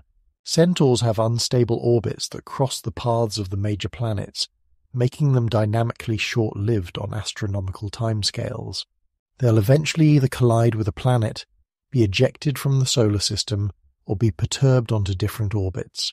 Most centaurs are thought to originate in the Kuiper Belt or scattered disk, gradually moving inward through gravitational interactions until they find themselves in the planetary region. Centaurs share many characteristics with Kuiper Belt objects. They're icy. They often show cometary activity when they get close enough to the Sun for surface ices to sublimate, and their surface colours and compositions match what we see in the Kuiper Belt. Objects like Chiron, Pholus and Heraclo are well-studied centaurs, with Heraclo notable for having a ring system, the first such system discovered around a small solar system body. The relationship between different Kuiper Belt populations isn't static. Objects can transition from one population to another through gravitational interactions. A classical Kuiper Belt object might be perturbed by a passing object or a distant planetary interaction, increasing its eccentricity enough to become a scattered disk object. A scattered disk object might be captured into a resonance, becoming a resonant object. A resonant object might escape its resonance and become scattered. The populations are connected through this dynamical evolution, different phases in the ongoing story of the Kuiper Belt's evolution. Understanding these populations and their relationships is crucial for reconstructing the history of the solar system. Each population is a piece of evidence, a clue about conditions during formation and the events that followed. The cold classical belt tells us about pristine material, unperturbed for billions of years. The hot classical belt and resonant populations tell us about Neptune's migration and the implantation of objects from other regions. The scattered disk tells us about ongoing dynamical activity, the continuing influence of Neptune on the outer solar system, and the detached objects hint at events or influences we haven't fully understood. Together, these populations paint a picture of a complex dynamic region that has evolved dramatically since the solar system's formation. The Kuiper Belt isn't a static fossil bed, though parts of it are quite pristine. It's a living archaeological site where different eras and events have left their marks in orbital distributions, in colour patterns, in size distributions, and in the very structure of the belt itself. For centuries before anyone knew about the Kuiper Belt, astronomers observed comets, those ghostly visitors that would appear in the night sky, sporting brilliant tails that could stretch across the heavens. Comets inspired awe, fear, and fascination in equal measure. Ancient cultures saw them as omens. Medieval observers recorded their appearances in chronicles and tapestries, and by the time of Isaac Newton and Edmund Halley, scientists were beginning to understand that comets were natural objects obeying the same laws of physics as everything else in the cosmos. Halley's great insight, published in 1705, was recognizing that some comets returned periodically. The Bright Comet of 1682, the Comet of 1607, and the Comet of 1531 all had similar orbital parameters, suggesting they were the same object returning every 75 or 76 years. Halley predicted the comet would return in 1758, and when it did, right on schedule, it confirmed that comets were members of the solar system, bound to the Sun by gravity, following elliptical orbits just like planets. But where did comets come from? And why did some, like Halley's comet, have relatively short orbital periods, while others took thousands of years to return? These questions puzzled astronomers for centuries. The answers we now know lie in the Kuiper Belt and its cousin, the Oort cloud. Comets are fundamentally icy objects, often described as dirty snowballs or icy dirt balls, depending on whether ice or rock dominates. They formed in the cold outer regions of the solar system where temperatures were low enough for volatile substances like water, carbon dioxide, methane and ammonia to freeze solid. When a comet's orbit brings it close to the Sun, solar heating causes these ices to sublimate, turning directly from solid to gas without passing through a liquid phase.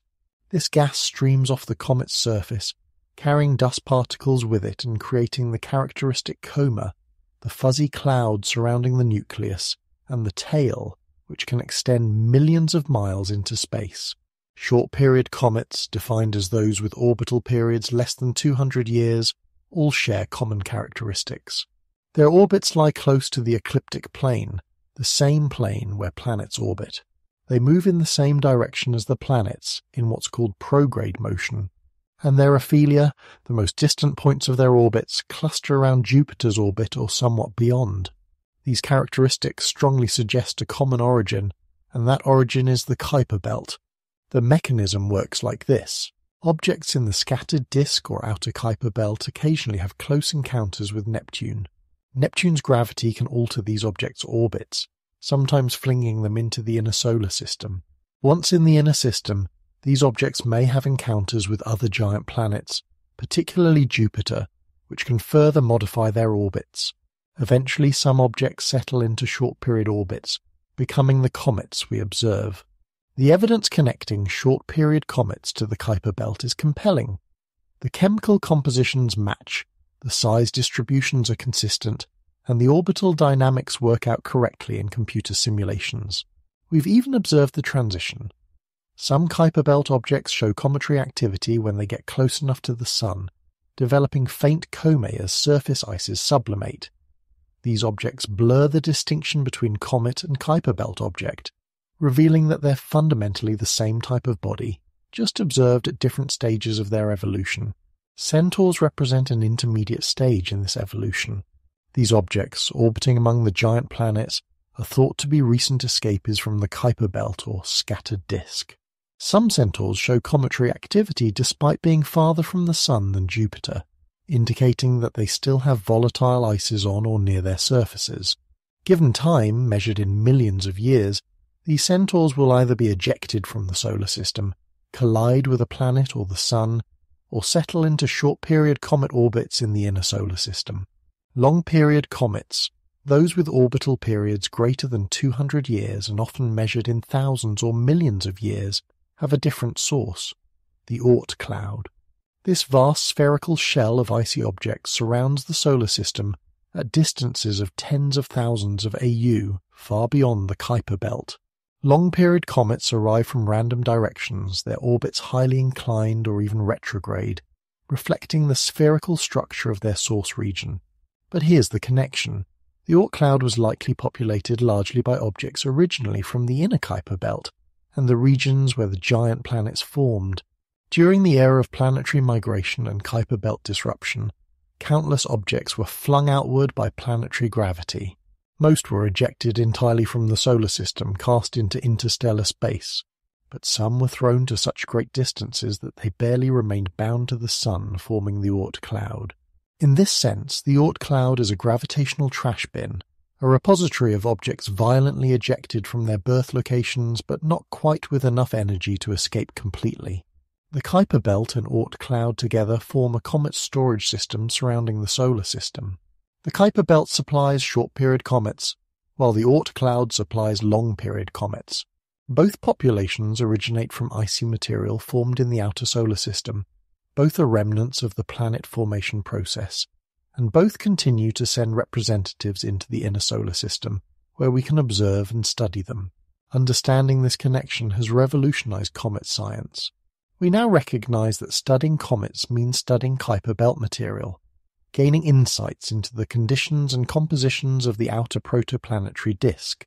When spacecraft like Rosetta visit comets, as it did with Comet 67 Churyumov-Gerasimenko from 2014 to 2016, they're studying Kuiper Belt material delivered to our doorstep.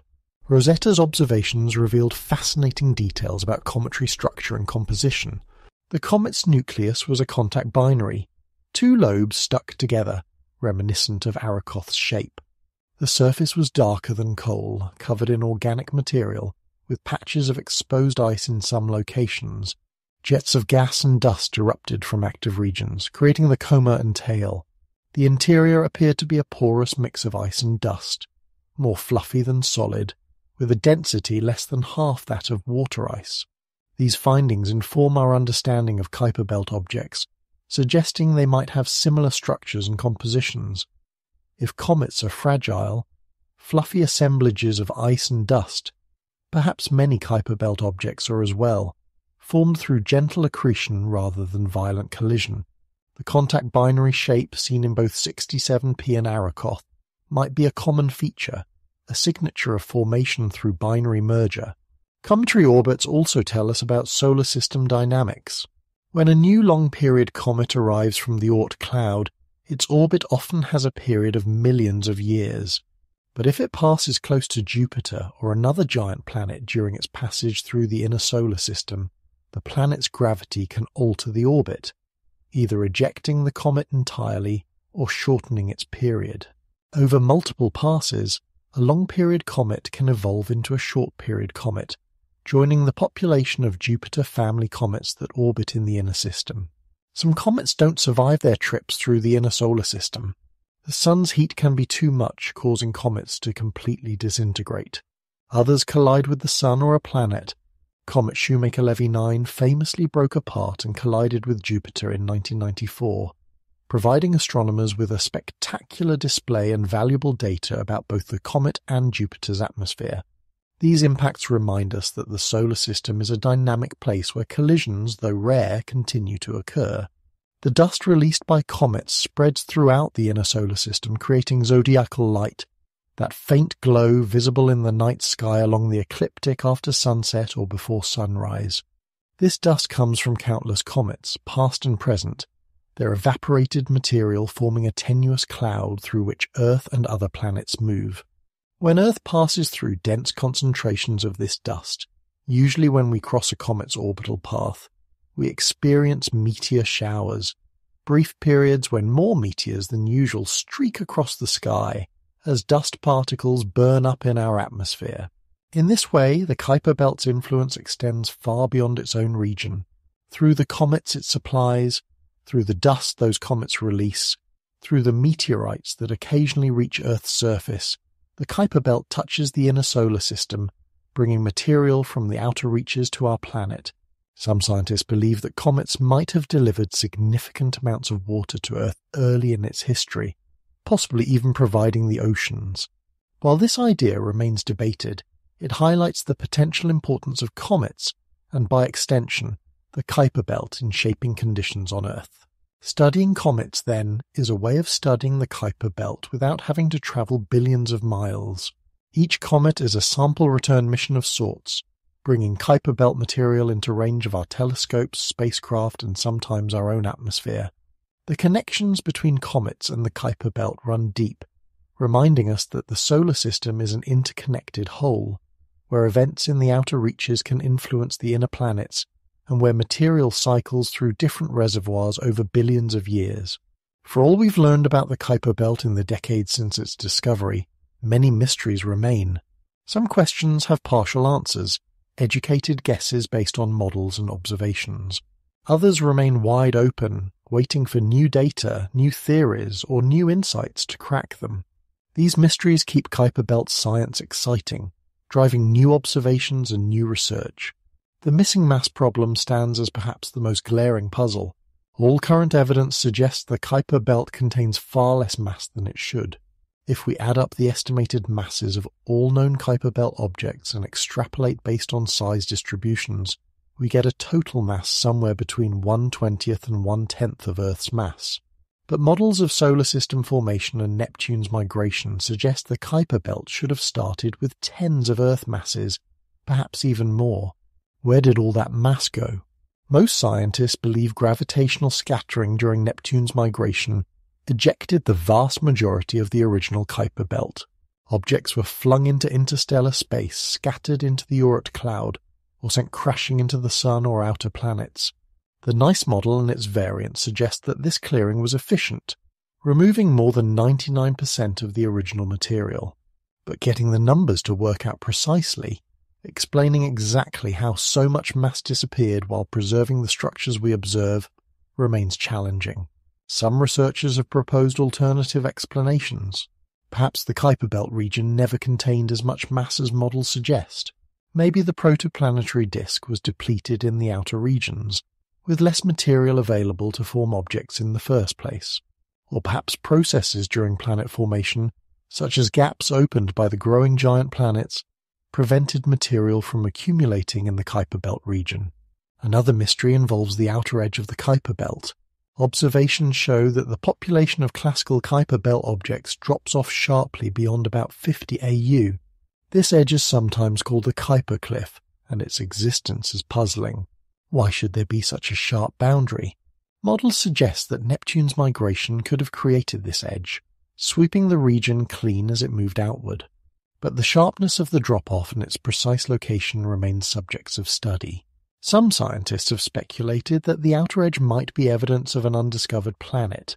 If a Mars-sized or Earth-sized planet existed beyond 50 AU, its gravity could have cleared the region beyond it, creating the observed edge. This hypothetical planet, sometimes whimsically called Planet 10, counting Pluto and other dwarf planets, shouldn't be confused with the more famous Planet 9 hypothesis, which concerns even more distant objects. The Planet 9 hypothesis has generated enormous interest and debate since its proposal in 2016. Astronomers Konstantin Batygin and Mike Brown noticed that several extreme trans-Neptunian objects, those with perihelia beyond Neptune's influence, had orbits that seemed to cluster in unexpected ways. Their arguments of perihelion, the directions of their closest approaches to the Sun, all pointed in roughly the same direction. Their orbital planes were similarly aligned. Statistical analysis suggested this clustering was unlikely to be random. Batygin and Brown proposed that a large planet, perhaps 5 to 10 times Earth's mass, orbiting at several hundred AU, could explain this clustering through gravitational perturbations. They dubbed this hypothetical world Planet 9, and the search for it has been ongoing ever since. Several surveys have scanned the regions where the planet might be, but so far no detection has been confirmed. The Planet 9 hypothesis remains controversial.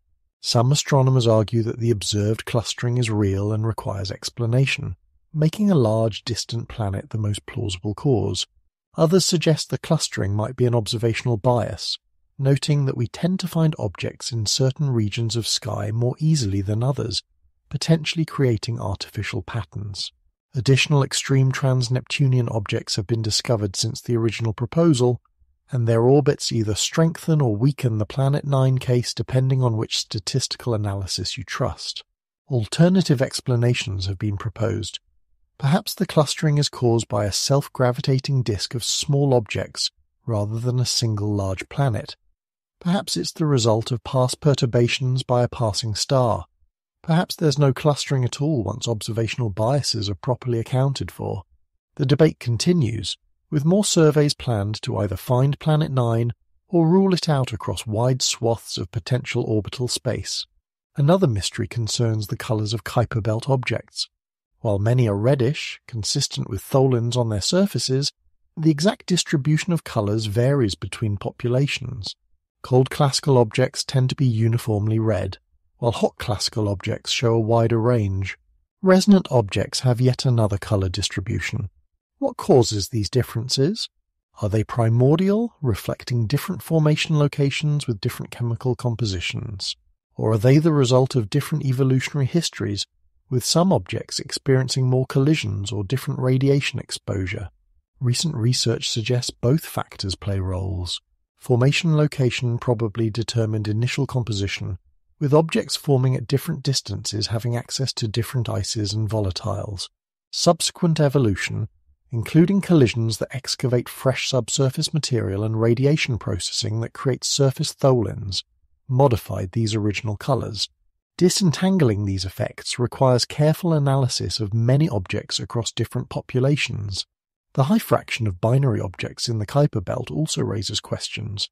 Why are binaries so common, particularly in the cold classical population? Several formation mechanisms have been proposed, including gravitational collapse of locally concentrated particle clouds, three-body interactions where one object is ejected and two remain bound, and capture during slow encounters.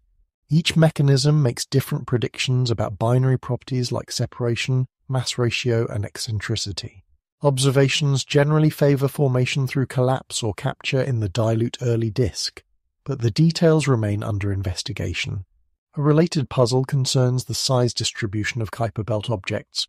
When we plot the number of objects versus their size, we find that the distribution has a complex shape, not a simple power law. There appear to be more objects in certain size ranges than we'd expect from straightforward collisional evolution. The largest objects, like Pluto and Eris, are surprisingly large given the estimated total mass of the belt. This suggests either that these large objects formed very early, perhaps through direct gravitational collapse before collisional grinding became important, or that they were later implanted from elsewhere. The internal structures of Kuiper Belt objects remain largely unknown. Are they solid ice mixed with rock, or differentiated with rocky cores and icy mantles? Do they have internal oceans, subsurface layers of liquid water kept warm by radioactive decay or tidal heating? Pluto surprised scientists with its geological activity, suggesting substantial internal heat. Whether smaller Kuiper Belt objects also have active interiors is unclear. Future missions, perhaps orbiting a Kuiper Belt object or landing on one, could address these questions through geophysical measurements. The origin of dwarf planet rings is another open question. Haumea has rings, and Chariklo, a centaur that likely originated in the Kuiper Belt, also has rings. How did these small bodies acquire ring systems? Rings around giant planets like Saturn make sense given their strong gravity and numerous moons, but rings around objects barely 1,000 kilometers across seem more mysterious. Did impacts create debris that settled into rings? Do tidal forces during close encounters shred small moons, creating ring material? The exact mechanisms remain unclear. One of the most intriguing unknowns is whether subsurface oceans exist within large Kuiper Belt objects. Pluto shows geological activity suggesting internal heat, though whether that heat is enough to maintain liquid water is debated. Ongoing tidal heating from Charon might contribute, keeping parts of Pluto's interior warm. If Pluto has a subsurface ocean, it could be dozens of kilometers deep buried beneath an ice shell. Such an ocean would be a fascinating astrobiology target, a potential habitat for life in the outer solar system. Other large Kuiper Belt objects might also have subsurface oceans. Eris, Makemake, and the largest undiscovered objects could potentially maintain liquid water beneath their surfaces, particularly if they contain ammonia, which lowers the freezing point of water significantly. Europa, Enceladus, and Titan in the Jupiter and Saturn systems have shown us that subsurface oceans can exist even at great distances from the Sun.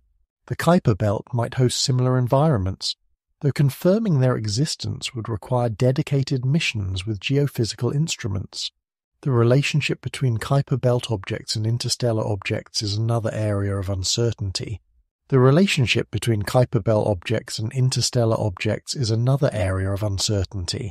In recent years, astronomers have detected a few objects passing through our solar system that clearly originated elsewhere.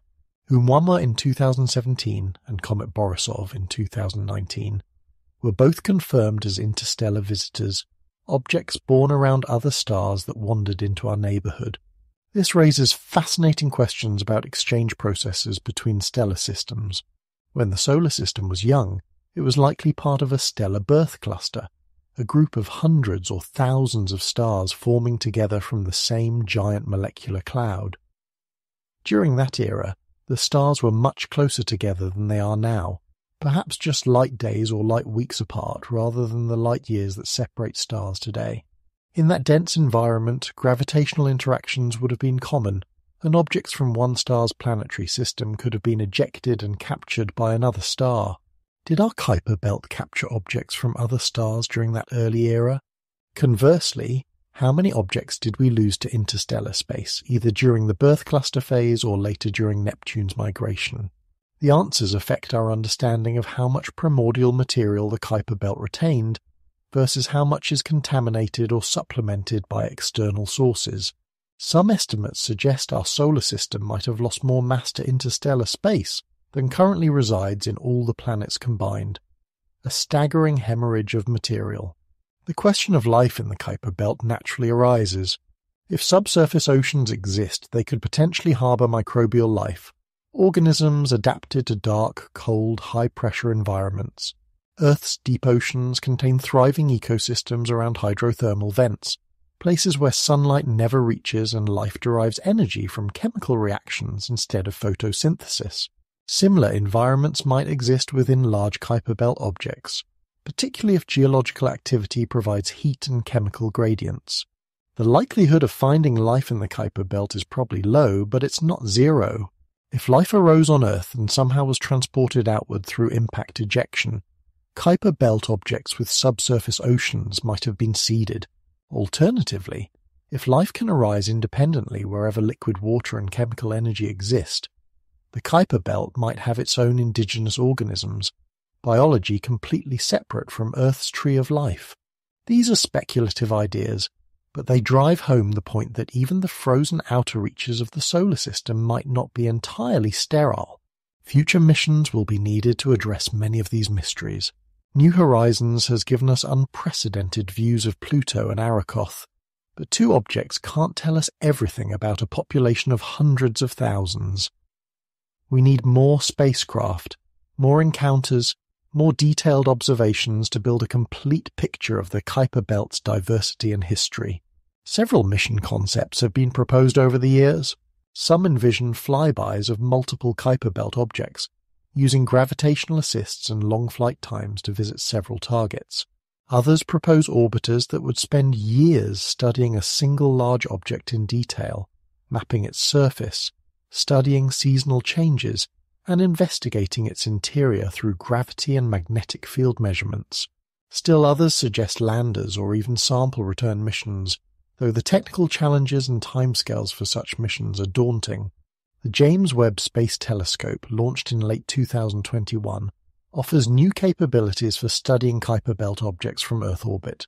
Its infrared instruments can detect faint thermal emission from these cold objects, revealing surface temperatures and thermal properties. Spectroscopy can identify surface ices and minerals in greater detail than previous instruments allowed, and its sensitivity might reveal new large objects in the outer Kuiper Belt or scattered disk, expanding our census of these populations. Ground-based surveys continue to improve. The Vera C. Rubin Observatory, expected to begin full operations in 2025, will conduct the Legacy Survey of Space and Time, imaging the entire visible sky every few nights. This survey will revolutionize our knowledge of the outer solar system, discovering thousands of new Kuiper Belt objects, tracking their orbits with high precision and potentially finding Planet 9 if it exists in the survey region. The sheer volume of data will keep scientists busy for decades, mining the observations for patterns, trends, and individual objects of special interest. Other facilities like the Atacama Large Millimeter Array in Chile can observe Kuiper Belt objects at radio wavelengths, revealing details about surface composition and thermal properties. Occultations, where Kuiper Belt objects pass in front of distant stars, provide precise size measurements and can even detect atmospheres or rings. Coordinated networks of observers around the world watch for these rare events, recording the brief dimming of starlight that occurs when an object crosses in front of the star. Computer simulations also continue to advance. Modern simulations can track millions of particles, modeling the evolution of the Kuiper Belt from the protoplanetary disk through planetary migration, and billions of years of subsequent dynamics. These simulations test different formation scenarios, different migration histories, and different initial conditions, comparing the results to observations to determine which scenarios are most plausible. As computing power increases and algorithms improve, these simulations become more detailed and more realistic. The Kuiper Belt remains a frontier, a region where major discoveries still await. Unlike the inner solar system, which has been thoroughly explored and mapped, the Kuiper Belt has barely been sampled. We've visited 2 objects out of hundreds of thousands. We've characterized perhaps a few thousand through telescopic observations out of a population that numbers in the millions when you include small objects. There's so much more to learn, so many questions still unanswered. What drives the geological activity on Pluto? Are there other active objects in the Kuiper Belt, smaller worlds with surprising heat sources keeping them geologically young? What exactly is the size distribution of the smallest objects, the kilometre-sized and 100-metre-sized bodies that are too small to detect directly? Do any Kuiper Belt objects have substantial atmospheres beyond Pluto's thin envelope? What fraction are binary or have satellites? Do composition gradients exist across the Kuiper Belt, with objects at different distances showing systematically different ice mixtures? Each of these questions represents a research program, a direction for future investigation. Each will require observations, analysis, modelling and synthesis of results from multiple disciplines. The Kuiper Belt touches on planetary science, dynamics, chemistry, geology, and even astrobiology. Understanding it fully requires integrating knowledge from all these fields, building a comprehensive picture that explains not just individual objects or populations, but the entire system and its evolution. Perhaps one of the most humbling aspects of Kuiper Belt science is recognizing how much our understanding has changed in just a few decades. In 1990, the Kuiper Belt was still hypothetical. By 2000, we'd found hundreds of objects and confirmed its existence. By 2015, we'd visited Pluto and revolutionized our understanding of dwarf planet geology. By 2019, we'd seen Arakoth and gained new insights into planetesimal formation. Each decade brought dramatic new discoveries. Each mission or survey rewrote parts of the story. What will the next few decades bring? Perhaps we'll find Planet 9 and add a new major world to our solar system's census. Perhaps we'll discover that subsurface oceans are common in large Kuiper Belt objects, opening new possibilities for astrobiology. Perhaps we'll launch another spacecraft to explore multiple Kuiper Belt objects, building on New Horizons' legacy. Perhaps we'll detect a near-pristine sample of interstellar material captured in the early solar system, preserved in the Kuiper Belt for billions of years. The possibilities are endless, and that's what makes the Kuiper Belt so captivating. It's a place where we've learned enough to understand its importance, but not so much that major surprises are impossible. It's a region that forces us to think about timescales of billions of years and distances of billions of miles, yet it's also fundamentally connected to our own world through the comets it supplies and the light it reflects.